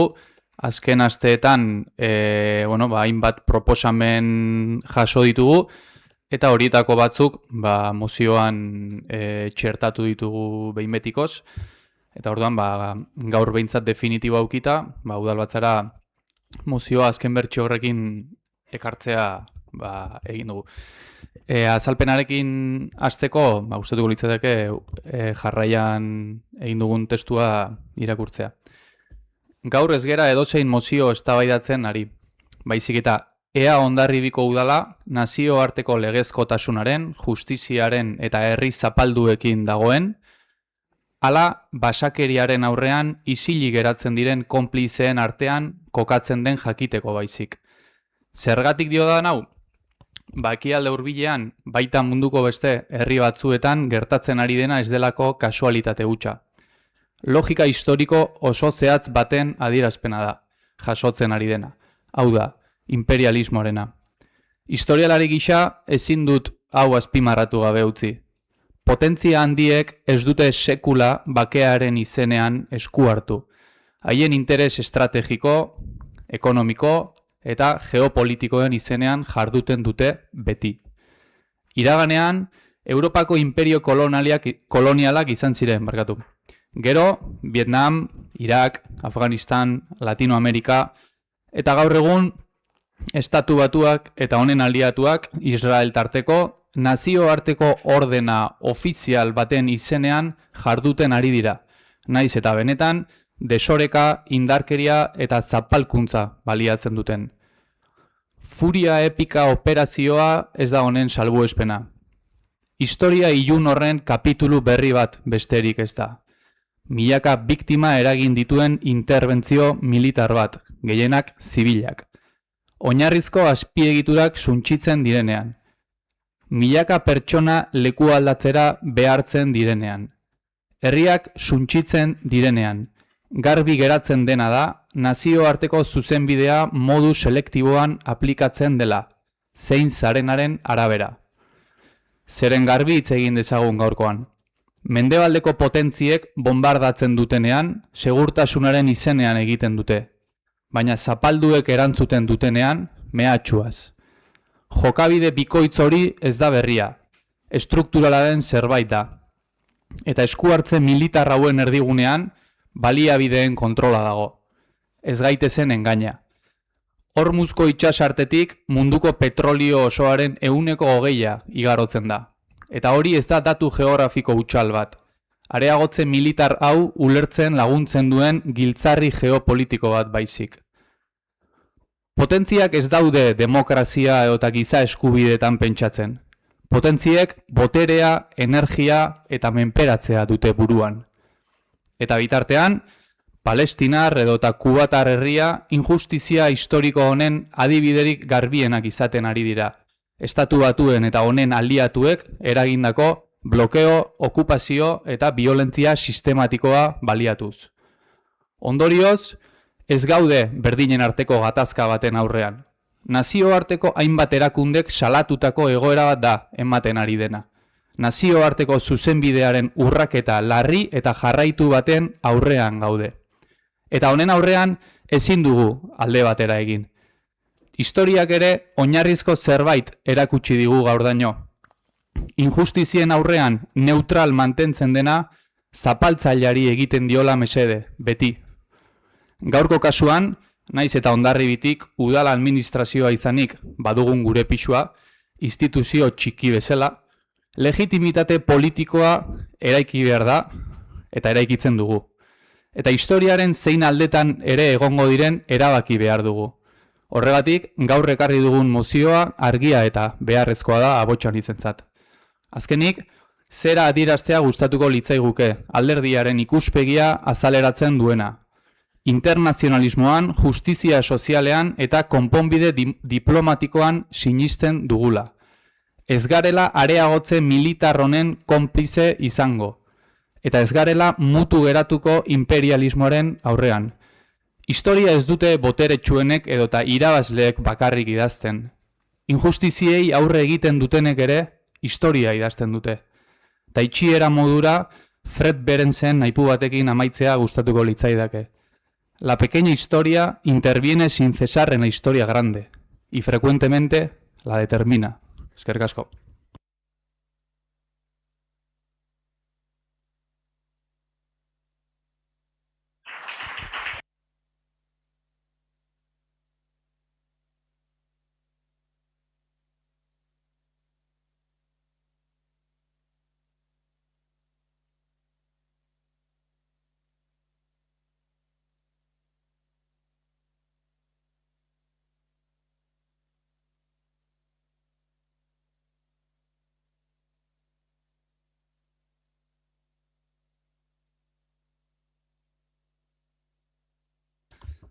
Eta proposamena daukionez, azaldutako guztiarengatik Hondarribiko udalak hurrengoa adierazi nahi du. Gerraren areagotzea eta Ameriketako estatu batuek, Israelek eta nazioarteko zuzenbidea urratzen duen beste edozein agenteren aldetik, Iranen eta beste herri batzuen aurka egindako operazio militarrak gaitzestea. Indarraren erabilera kanpo politikako tresna gisa gaitzestea, eta potentzia handien estrategia militarraren oinarrian dagoen logika imperialista salatzea, herrien zapalkuntza ahalbidetzen baituzte petrolioa eta bestelako energia baliabideak lortzeko helburuarekin. Udal honen konpromiso antimilitarista berrestea, bai eta gatazken konponbide diplomatikoa lehenestea, justizia soziala, multilateralitatea, nazioarteko lankidetza eta herrien arteko adiskidetasuna defendatuz.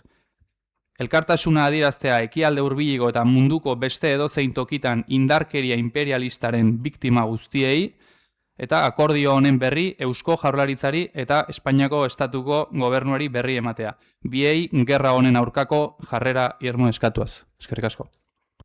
Eskerrik asko zuri, udaltaldeen debatea zabalduko dugu. Gonzalo, zure hitza. Arratsaldeon berriz denekeri, batez ere Aitzol, gogoratu behar dizut, guk aste artean proposamen bat jarri genula mai gainean, imei ez bialdu genuen denekeri, eta horren erantzuna guandik ez dugu jaso, eta ez dugu ez da hitz egin. Ez zu, gure taldekin, eta ez gu zuekin. Hori nahiko nuke azpimarratu. Eta oneri falta zaio bai. Giza eskubide guztiak Iranek urratzen ditu, eta batez ere emakumekena. Eta hori ere salatzen dugu. Eta hori proposamenean sartu nahi dugu. Eta batez ere, ezin dugu, uko egin, indarkeria ezin dela erabili deustako. Eta hori, horregatik, alde ingo dugu mozio honeri. Baino, falta izan zaizue, gurekin hitz egitea. Beste valoraziorik, Josu? Bai, bueno, gure aldetikan adostasuna daukagu. En todo caso, bueno, nosotros con a esta moción le presentamos dos cuestiones y nos parecían fundamentales. Uno era que de alguna forma el sufrimiento no solamente estableceríamos lo que es al pueblo palestino, sino también al pueblo cubano, al pueblo venezolano, al libanés, al ucraniano, porque al fin y al cabo estamos en una situación pues complicada, en el sentido de que, bueno, aquí hay una serie de ideas que ahora son, en este momento estamos con el tema de Irán, fue Venezuela, y luego también la otra frase que nosotros hemos metido es el tema del multilateralismo, la soberanía. Nosotros entendemos que la soberanía es un elemento fundamental, no puede ir nadie ahí con un bombardeo y entrar en Venezuela como quiere Pedro por su casa, ni tampoco en el Líbano, ni en Ucrania, ni en Cuba. Ese es el tema del multilateralismo, en el sentido de que la defensa de la soberanía que en la ONU se planteó, en ese sentido pues entendemos que es muy importante, sobre todo en este momento de confusión mundial, en el cual si no respetamos la soberanía de los estados, al final pues vamos a ir a la unilateralidad. Entonces, yo creo que es un error. Por lo tanto, vamos a votar a favor de la propuesta. Eskerrik asko. Eskerrik asko zuri, ez dakit Txabilduren izenean. Beraz, bozketara pasako dugu ekialde hurbileko gerra areagotzearen aurka eta internazionalismoaren, antimilitarismoaren eta justizia sozialaren aldeko proposamen honen aldeko hozkak. Aho batez onartuta, eskerrik asko. Pasako gara gobernu organoen kontrolera 2026ko 531 zenbakitik 875 zenbakira bitarteko alkate dekretuen berri emateari buruzkoa da, ez dakit galderarik badagoen. Berri eman da beraz, erregu eta galderetan, ez dakit, ez da galderarik erregistratu.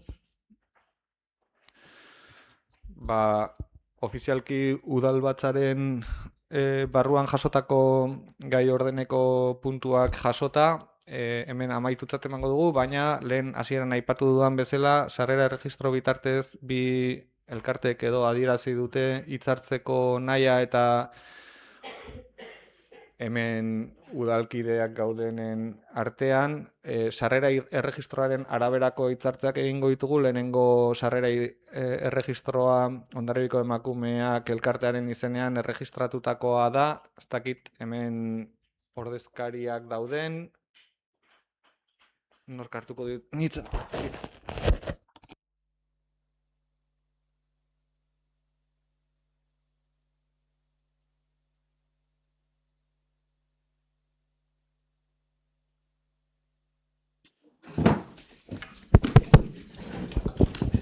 Eskerrik asko.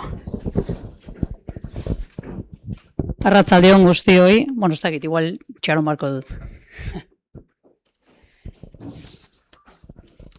Bai, bueno, arratsalde guztioi, eskerrik asko baimena emateagatik hemen hitza hartzeko, eta bueno, azkenean erabalki dugu erderaz irakurtzea denok ulertzeko. Norbaitik nahi du gero testua gure sare sozialetan izango da.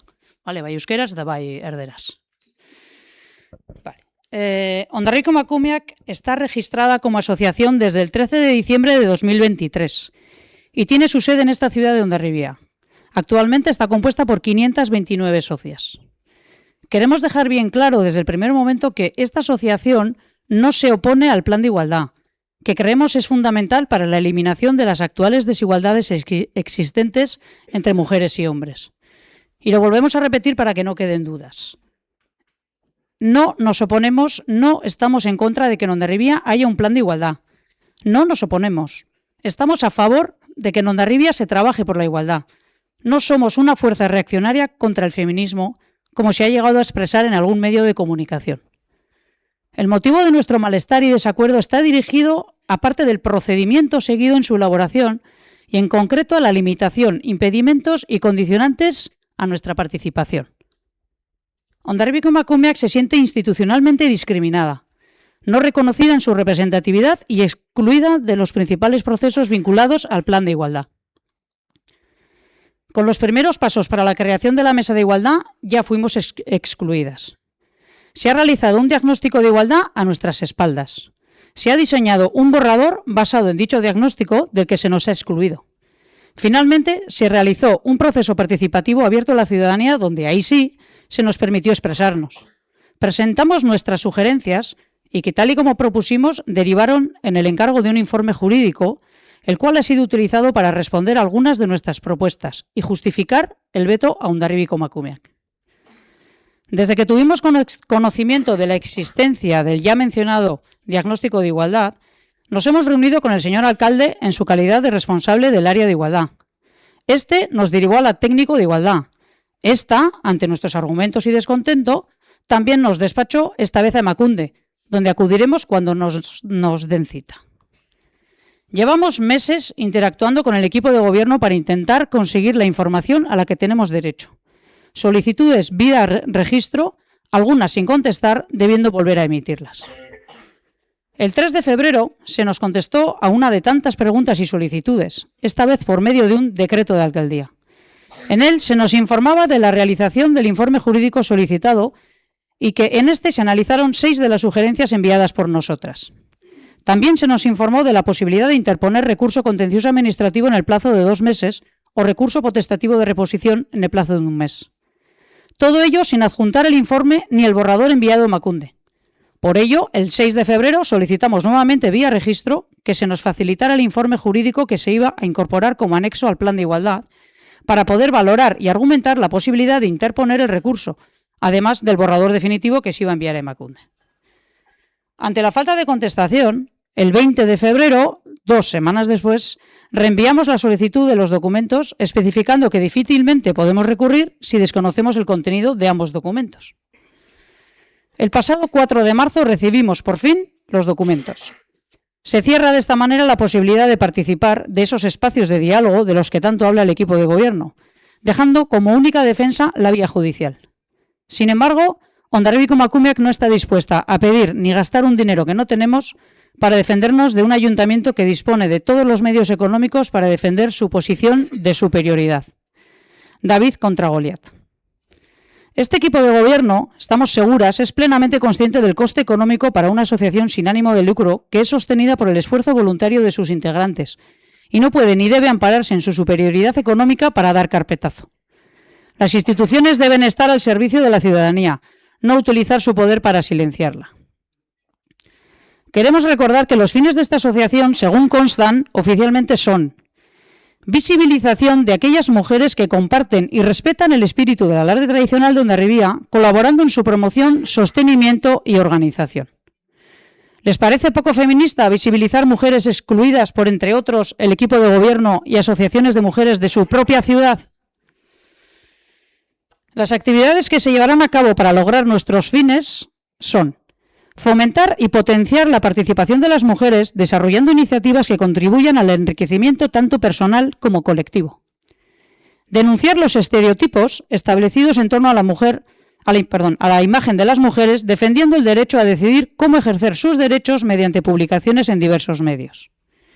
Trabajar para promover la participación y presencia de las mujeres en la vida lúdica, cultural, social y mediática, respetando su libertad de elección, organizando diferentes actividades que permitan su visibilización. Y finalmente, defender los derechos de las mujeres, impulsando la igualdad de oportunidades y el respeto a la diversidad y principio de equidad. Insistimos, este equipo de gobierno y ciertas asociaciones de mujeres han decidido que Hondarribiko Emakumeak no es feminista, que no trabaja por la igualdad de las mujeres ni por la igualdad entre las mujeres, que no merece participar en una mesa de igualdad donde la participación está condicionada a una determinada ideología. Se habla de una mesa con participación democrática, pero se evidencia lo contrario. Hemos sido clasificadas, etiquetadas, encerradas en un estereotipo injusto y adjudicado un rol predeterminado. Actualmente en Hondarribia la libertad de expresión tiene un precio y nosotras estamos pagando un peaje por opinar en libertad. A pesar de que en el diagnóstico de igualdad de Hondarribia se reconoce que el ayuntamiento ha decidido dotar de su propio espacio al debate sobre el alarde y que lo plantea como un problema de convivencia en las páginas 3 y 36, se insiste. Y en la iniciativa 2221 del borrador enviado a Emakunde, contradictoriamente se propone continuar con la resolución del conflicto del alarde como conflicto en clave de igualdad. ¿En qué quedamos? ¿Igualdad o convivencia? Lo cierto y constatable es que el alarde y no otra excusa ha sido la causa de nuestra exclusión en el proceso de creación del segundo plan de igualdad. Y solamente cuando hemos mostrado nuestro desacuerdo se nos ha dado la posibilidad, como al resto de la ciudadanía, de enviar unas sugerencias. Para cumplir el expediente, para poder decir ahora que sí se nos ha permitido participar en el proceso. No nos tomen por tontas y dejen de engañar. La realidad es que desde el inicio nos querían fuera de este proceso. En el decreto de alcaldía consta que se van a analizar 6 sugerencias. Sin embargo, cuando hemos tenido acceso al informe jurídico contratado, comprobamos que a lo largo de 73 extensas páginas, lo que destaca en todo un compendio y alarde de leyes, normas, principios, destinadas a asegurar la prohibición de toda discriminación y donde se reconoce la igualdad como valor superior, que informa y orienta toda la actividad de los poderes públicos y asegura la coherencia y la seguridad jurídica del ordenamiento. Esto no lo hemos puesto en duda en ningún momento. Incluso la Ley 4/2005 de 18 de febrero para la igualdad de mujeres y hombres define como objetivo prioritario la eliminación efectiva de todas las formas de discriminación, de todas. Sin embargo, en cuanto a la alegación de una supuesta discriminación institucional por motivos ideológicos derivada de la no inclusión de esta asociación en los procesos vinculados al plan de igualdad, dice el informe que el derecho antidiscriminatorio no proscribe cualquier diferencia de trato, ya que no toda diferencia de trato constituye discriminación, sino únicamente aquellas que carecen de una justificación objetiva y razonable, y que se fundamentan en una causa prohibida. Es decir, por un lado, existe la obligación de no discriminación por parte de las instituciones en todos los aspectos, pero por otro, se otorga la potestad, en este caso al ayuntamiento, de delimitar la participación según perfil determinado, definir el contenido y escoger a las participantes. Todo ello, y lo voy a repetir, si la justificación es objetiva y razonable. Pero ¿quién y cómo se decide que esta justificación es válida? Hay que erradicar los estereotipos, dice la ley, pero se decide que las mujeres que opinan de una determinada manera con respecto a una conmemoración histórica no pueden ser feministas. Si la actividad subvencionada a realizar es andar en bicicleta bajo la perspectiva de género, sea lo que sea que eso quiera decir, se considera una iniciativa feminista. ¿Y por qué organizar 2 tráilers de ayuda humanitaria y solidaria para enviar a Valencia con motivo de la Dana no lo es? Esta iniciativa organizada por esta asociación de mujeres fomenta la participación de las mujeres, las empodera, responsabiliza y conciencia de la importancia de una mayor presencia social. Sin embargo, a juicio de este equipo de gobierno, esto no es ser feminista. Porque aquí la excusa del alarde sirve para todo, según convenga. Y esto no tiene otro nombre que discriminación ideológica, que se define en el artículo 16 de la Constitución española como el trato desigual, rechazo o menoscabo de derechos hacia personas o grupos debido a sus creencias políticas, religiosas o convicciones. La igualdad y la lucha por los derechos de las mujeres son más que el alarde, mucho más. No podemos dejar de reseñar un punto que no figura en el informe jurídico, ya que solo se analizaron 2 sugerencias de las 6 admitidas y que no queremos dejar de mencionar. La iniciativa 425 dice: pensar en las formas de reconocer por parte del Ayuntamiento la violencia sufrida por las personas partidarias del alarde igualitario en defensa de los derechos de las mujeres. Nosotras solicitamos eliminar este punto del borrador porque no coincide con la verdad. Objetivamente y con sentencia condenatoria en la mano, las víctimas no serían quienes en esta iniciativa se pretende dejar asentado. La única sentencia que existe por agresiones probadas con motivo del alarde son las efectuadas por personas uniformadas de Jaizkibel y pertenecientes al grupo de apoyo hacia el público del alarde, todas mujeres de distintas edades. Esta es la sentencia número 149/99 del 9 de diciembre de 1999.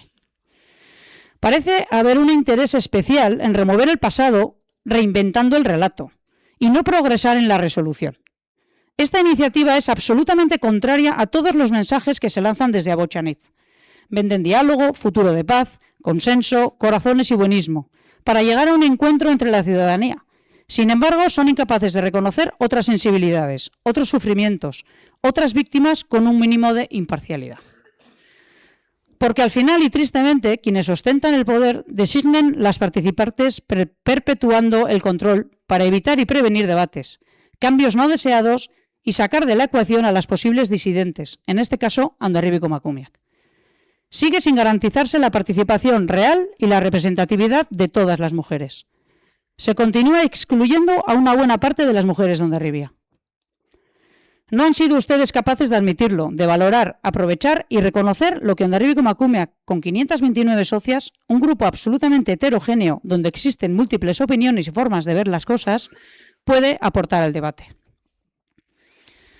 Como demostró la antropóloga Martina Costa en su reciente tesis La fiesta en conflicto, el feminismo no es un movimiento único, ni uniforme. Nos decía que no es suficiente ser mujer para poder hablar en nombre de todas las mujeres. Las conclusiones que sacamos de todo esto son, y ya termino, queda poco, que dado el proceder de este equipo de gobierno en su relación con la Asociación Hondarribia y Komakumeak y en base al informe jurídico encargado para justificar su manera de actuar, en esta ciudad la discriminación es válida. Que se admiten justificaciones como razonables y objetivas cuando se evidencia que están basadas y respaldan opiniones personales y que la única finalidad es evitar que éstas se cuestionen.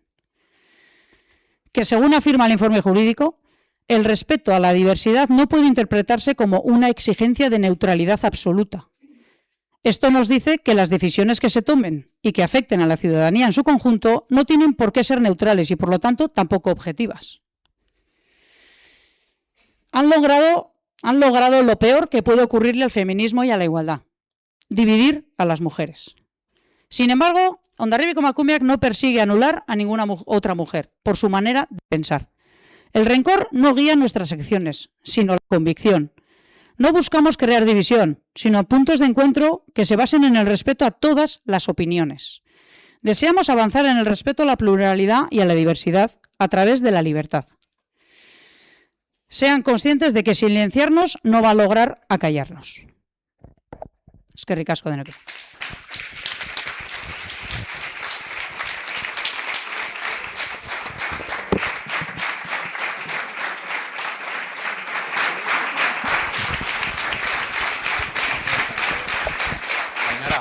Barkatu. Jarri, erantzuteko udaltaldeek behintzat irikiko dugu tartea.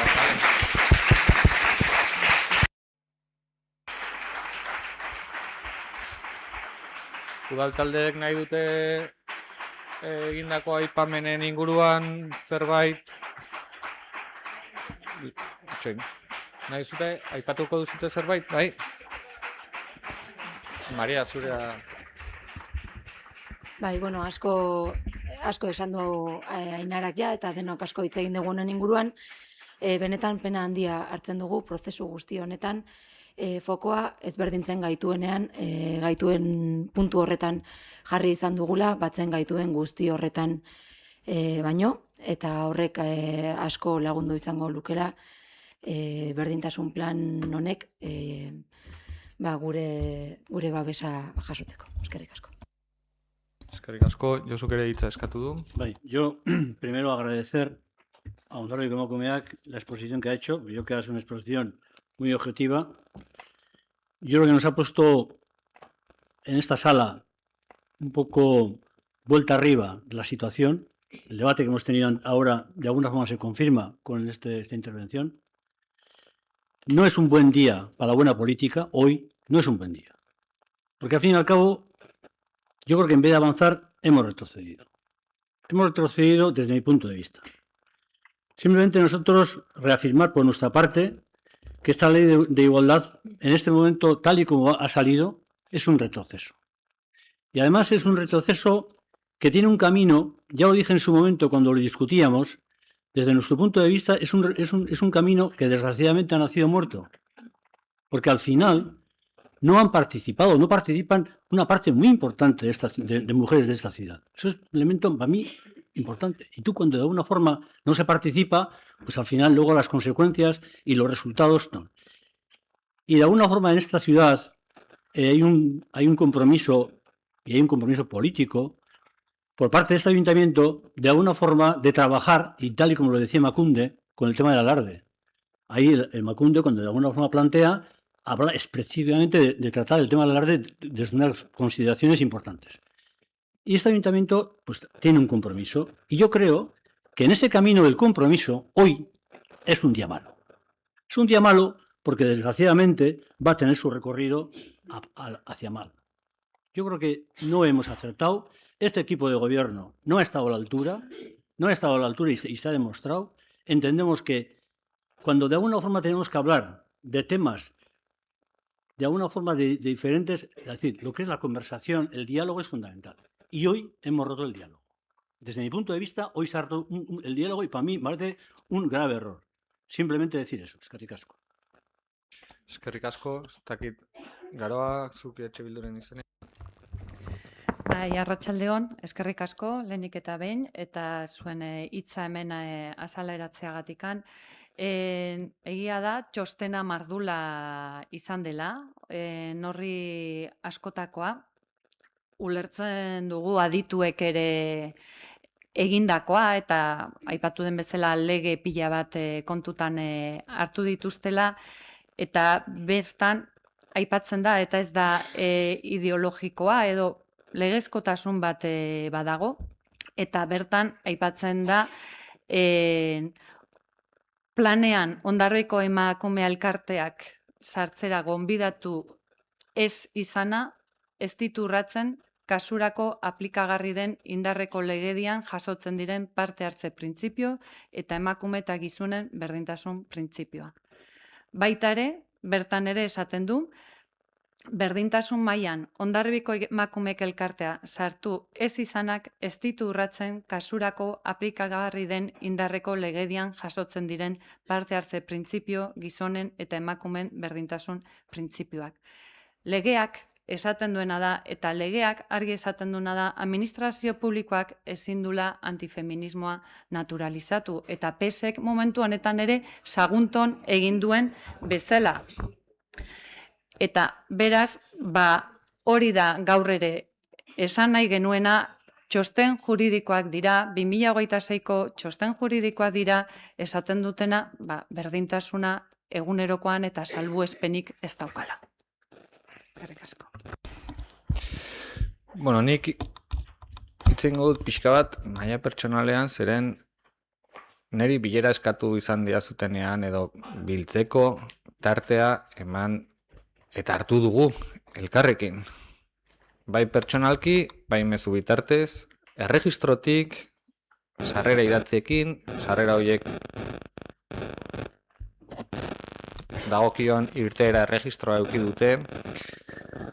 Ez nator bat inondik inora baztertua izan denik Hondarribiko emakumeak elkartea Hondarribiko udalaren partetik edo behintzat alkatetza honetatik ez behintzat. Elkartu izan gera, Josu, hanka mesedez, Josu. Kablea.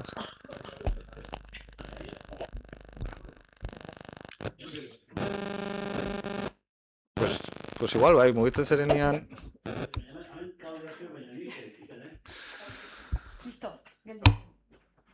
Elkartu izan gara eta iritziak trukatu ditugu errespetuz eta zabal. Nik ez zaituztet inora bideratu. Nik zuekin nire iritzia eta zuena errespetuz entzun dut, nire uste dut zuek errespetuz entzun izan diazu dela, eta aukera jarri nuen mai gainean berdintasun teknikariarekin egon nahi bazenuten prozesuari buruz, nola zijoan ibilbideari buruz, eta zuek baiezkoa esan zenuten eta ahalbidetu egintzen bilera hori. Nik ez nizuen inora bideratu. Ez dizuet inolaz ere baztertu. Elkarrizketak izan ditugu, erregistro bitarteko sarrera irtera idatziak izan ditugu. Lehenago edo berandugo, 10 egun lehenago edo 10 egun beranduago erantzunen. Nik uste dut, udal honen funtzionamenduan urte askotan izandako funtzionamendurik egokienetakoa daukala galdera erantzun hoietan erregistro bitartez. Galdetu zenidaten. Pertsonalki galdetu zenidaten ia nik feminista edo ez feministatzat hartzen zintuztedan. Eta horri ere aurrez aurre erantzun nizuen. Ni naiz nor feminista etiketa jartzeko edo kentzeko inori. Ni ez naiz nor. Eta horrela erantzun nizuen. Argi eta garbi. Eta gaur horrela erantzuten dizuet ere. Beraz, uste dut, zuekin elkartu nahi zenean, eskusarik ez dudala jarri. Gaur ere eskusarik ez dudala jarri. Esan dudan bezala, egin den ibilbide guztia oinarri tekniko, oinarri juridikoetan izan da. Eta parte hartu duzute. Zeren itzein genunean, diagnostikoari buruz etzen utela informazioa eta esan izuen publikatu zela, nun zegoen udal webgunean, nun zegoen publikatua, nundik jaso zitezken prozeduraren bidean egin zitezken konsulta guztiak, nik transmititu nizuen. Baina ez bakarrik berdintasun planarekiko.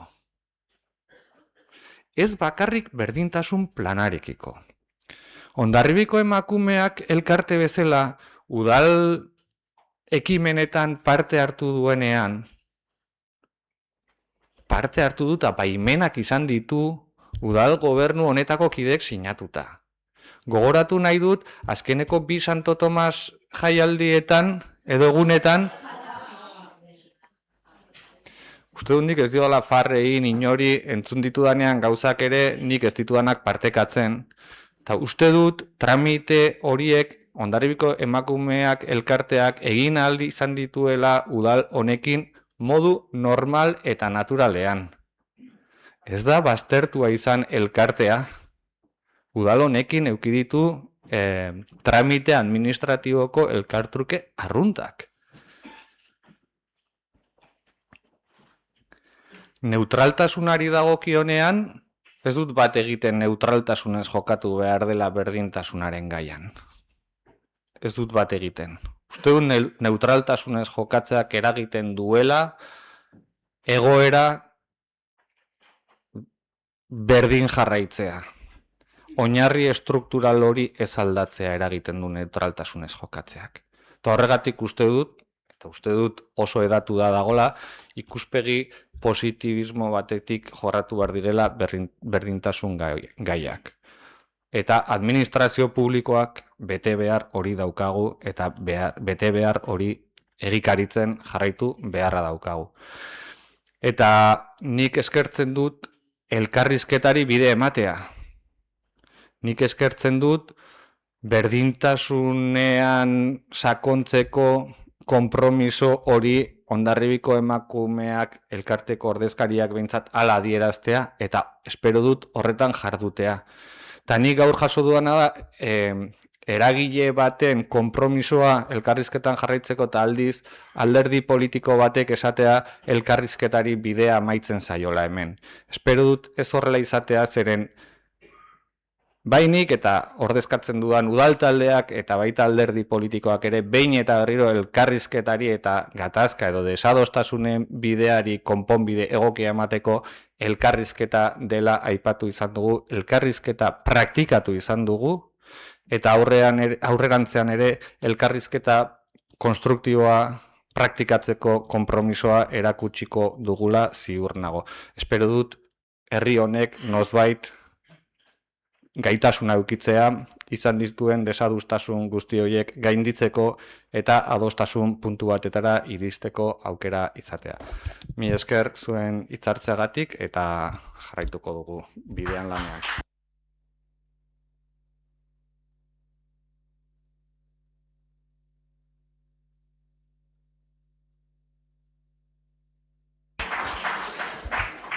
Ondoren, lehen adierazi dudan bezala, beste sarrera idatzi bat eduki dugu hitzartze baten eskatzeko, etxez-etxeko laguntza zerbitzuaren langileen ordezkariak hala sartu zuen erregistroan, eta Kristina, zurea da hitza, orduzu mikrofonoa, aurrera.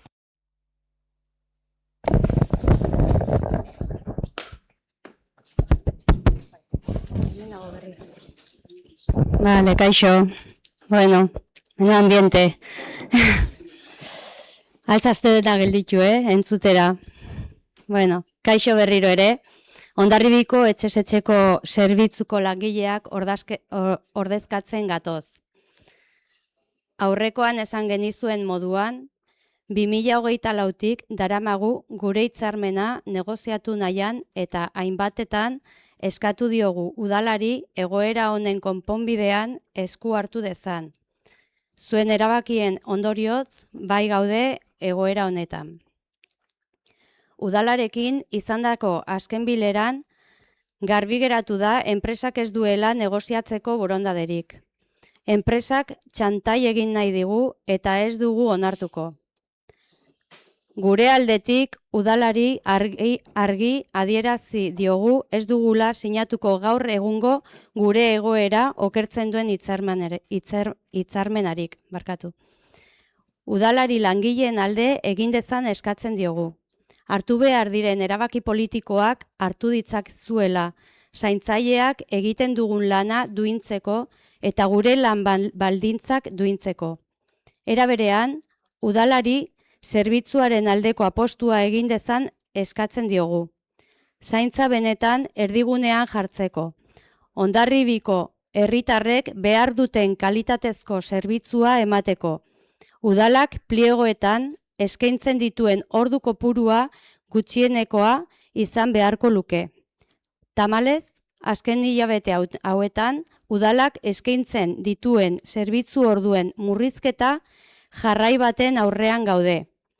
Pliegoetan, hitzematen ziren 27.000 orduetatik 22.500 ordu dira ematen direnak. 20% gutxiago. Eta honek, alde batetik gure lan baldintzetan eragina dauka, baino baita ematen den kalitatean ondorioa zuzena du, zerbitzua okertzen da.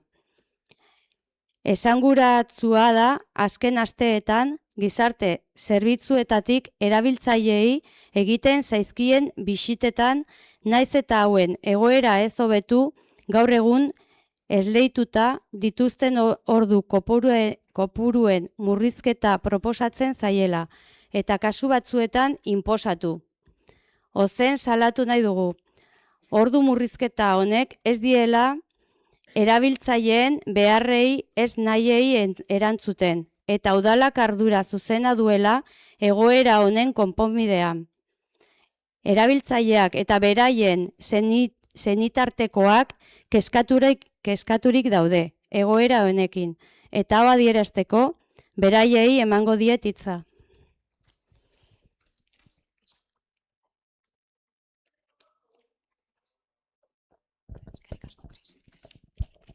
Kaixo, arratsaldeon. Bueno, itxaso izena dut, eta, bueno,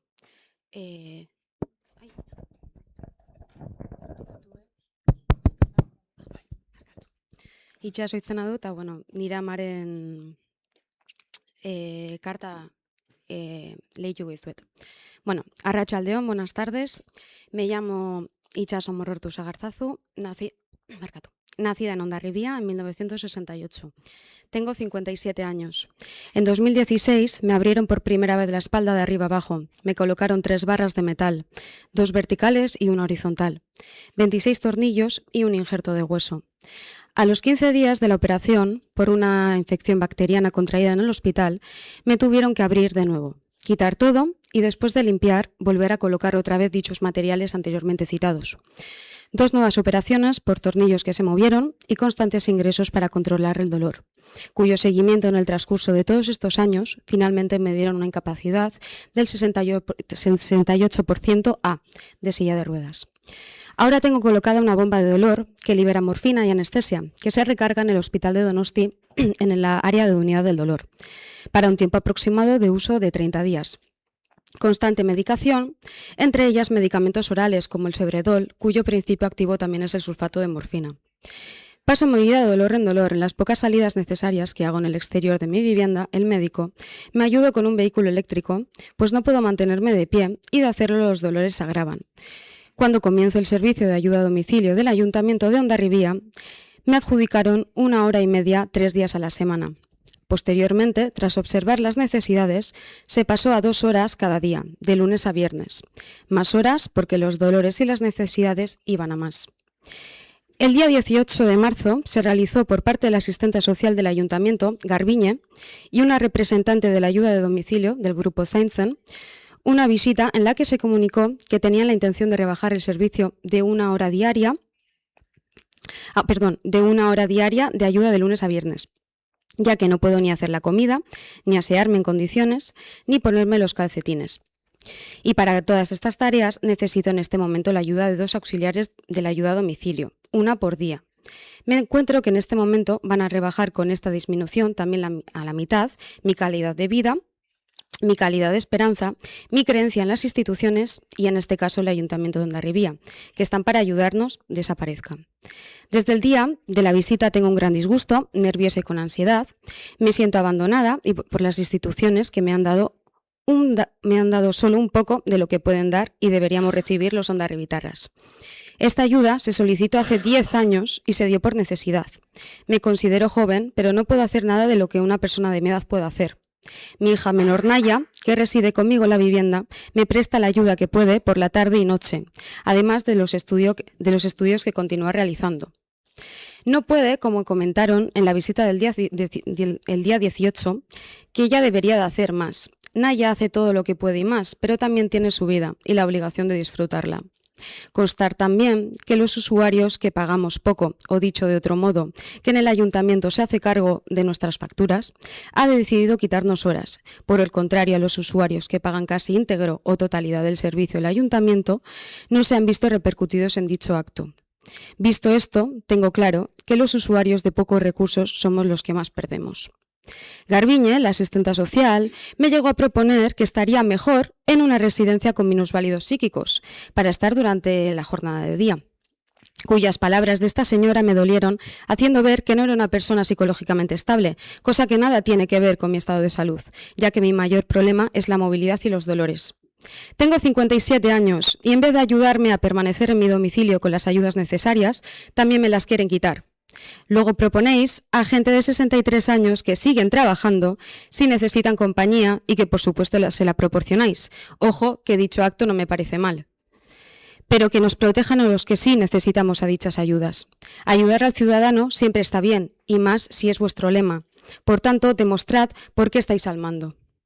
Solicito que no se me rebaje la ayuda, ya que las trabajadoras que realizan ahora no pueden hacer todas las tareas del día a día, teniendo que planificar entre ellas los trabajos para darme un servicio de mayor calidad. Y ahora, con la mitad de horas, ¿qué?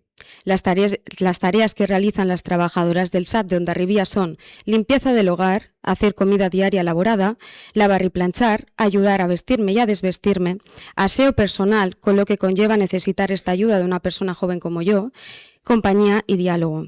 Y por último, das las gracias a todas las trabajadoras del grupo Zaintzen, especialmente a Cristina y a Lourdes, por hacerme la vida más fácil. Sin otro particular y esperado se escuche y atienda mi solicitud. Gracias.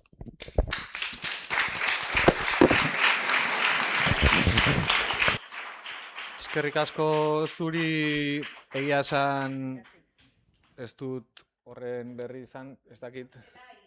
Ez da egia zer.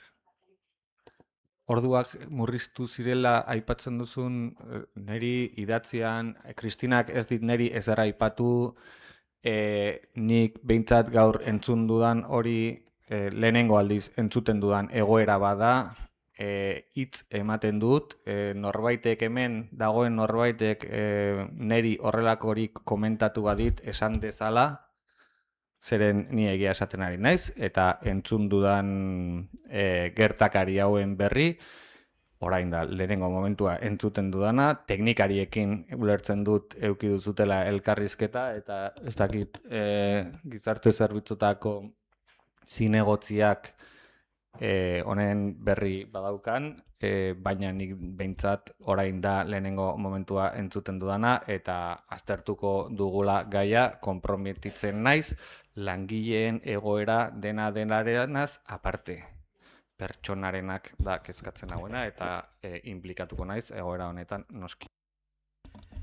Kaixo, arratsaldeon, eskertzen dizut kontatu duzuna. Egia da hitzartze eskatu zen honean nik Kristinarekin hitz egin nuela eta gainetik kontatu zidala kasu hau, baina berari ere esan nion gertutik jakin nahi nula eta horregatik ere gonbitea luzatu nion zeunerekin pertsonalki hitz egin nahi bazenun, nire ateak irekiak zenitula aste honetan bertan sakon hitz egiteko, nik departamentuan honen berri galdetu egin dut ere bai, gaur teknikari nagusiarekin honen inguruan jardun dut, eta kostiente naiz horrelako kasu batzuk egon direla, non beste diru laguntza batzuengatik aldatu edo proposatu izan diren. Egia da, etxeko laguntzaren inguruan orain arte jaso izan diren egin beharrak hausnartzeko ere daudela, azken astean ere alderdi politikoek honen inguruan jardun genuen, batzar bat izan genuen, eta izan genuen aurrera begira zaintza benetan erdigunean jarri nahi genuen, eta etxeko laguntza guztientzat irisgarri eta zabalagoa izan barzun, hortan jardu behar genuela guztiak, horrela hitz egin genuen batzar batean, kostiente gera horrelako ekintzak ematen dirala, eta zin egiten dugu, eta nik uste dut lau alderdiak hortan alde gaudela, honi buelta emateko lan egingo dugula, eta plegu berrian kasu hauek ez gertatzeko eta are gehiago etxeko laguntza oraindik gehiago zabaltzeko akonpainamentuak egiteko pertsonekin etxean egoteko landuko dugula. Berrirera ere gonbiatzen dizut, nahi baduzu elkartzen gera, egun batean lasaiago hitz egiten dugu, nik departamentuko buruekin hitz egingo dut, eta harremanetan jarraituko dugu. Eskerrik asko. Ez dakit, Kristina ere, zuk egin duzunaren inguruan zerbait nahi duzun, ere, bueno, pixka bat esan dut, azken plenoan hitz egin zenuten, horita gero urrengo astean bertan batzorde bat izan genuen, kostiente gera ze egoeran gauden, enpresarekin jarraitu dugu, baina nik uste dut beste bide batzuk bilatu behar ditugula, beste alternatiba batzuk ere plantatu ditugu. Ez dakagu oraindik tekla, beste alderdiek ere uste dut horretan hausnartzen daudela, edo horren inguruan jartun gerun, orduan denen artean, behingoz lortzen dugun, hitzarmen berri bat sinatzea ez bada, beste modu batekin, etxez etxoko laguntza egoki on bat egitea, eta zaintzar dugunan izango duna. Eskerrik asko. Kaixo, arratsaldeon berriro, gaur 3. aldiz etortzen zaretela, eta Josuk esan duen bezala, joan den hilabetean ikusita 2. aldiz etorri zinetela egoera etzijoala hobera, bilera bat eskatu genuen, Josurekin berarekin egin genuen, baita ere zerbitzuko zuzendariarekin edo arduradunarekin egon ginen, eta azalpen guztiak eman zizkiguten. Denok ikusi genuen egoera ez dela erraxa, zuekin ere elkartu ginen, zuengatik jaso nahi izan genuen egoeraren berri, eta gauza batek kezkatzen gaitu, eta da zerbitzuak, badirudi udal zerbitzua murriztera dijoaztela, hau da, parece que el objetivo de los servicios municipales está encaminado a reducir las horas de servicio que se están ofreciendo a las familias, y creemos sinceramente que esa es la vía para poder solucionar el problema. Es decir, en vez de reducir las horas por parte de los servicios municipales, como parece que se está indicando en estos casos, para lograr una estabilidad mayor del personal, parece que el servicio tiene que ir encaminado a ampliar los servicios que se están dando, y es que ellas mismas nos contaron que desde hace un tiempo no se están ofreciendo servicios que antes sí se ofrecían. Uste dut kartera zerbitzu hori berreskuratu behar dela, ordu kopurua berriro ere igo, saiatu horren bitartez estabilitate bat lortzen zuentzat, eta hortik izango da gure ekarpena. Alden moduan, beste herrietan egiten den bezala, etxez-etxeko laguntza zerbitzuaren kartera handitzea, zerbitzu gehiago emateko eta langileen egoera hobetzeko. Eta hausnarketarako ere bai, esateko beharrean nago, duela urte batzuk, 3 hilabetez horrelako zerbitzu garrantzitsu batek egoera larri honetan gertatu izan balitz, soinu edo mobilizazio, gizarte mobilizazioa oso ezberdina izango zen. Ziur nago beste modu batekoa izango zela oposizioa. Uste dugu modu arduratsuan jokatzen ari garela, zuekin elkartu gara, eskerrak eman ditugu emandako azalpen guztiengatik, eta gure ekarpena egingo dugu, espero edo nahi dugulako zerbitzu hau aurrera ateratzea, eta zuen baldintzak por fin hobetzea. Eskerrik asko eta animo.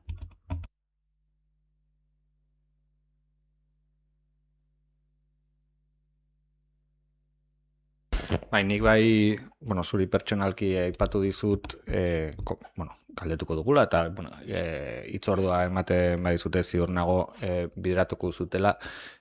Lan orduen inguruan ez dago, edo zerbitzuen inguruan politikoki ez dago inolako murrizpen saiakera edo nahirik, hori garbi adierazi nahi dut, gurean uste dut gainera eskaini izan ditugula ez ordu minimoak baizik, ordu maksimoak eskaintzen ari gara kontratazioak proposatzerako garaian, iritsi ez diren ordu kopuruak, inoiz iritsi ez diren ordu kopuruak eskaini izan ditugula, ordutegi maksimo hoietara ez murrizpenik egoteko, baizik edapenak egon bai daitezke egoteko.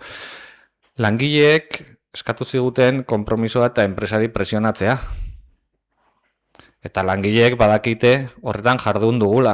eta langileek badakite horret ondorioak zeintzuk izan daitezken, eta uste dut elkar komunikazioa langileak eta udalaren artekoa oso jarraitua dela.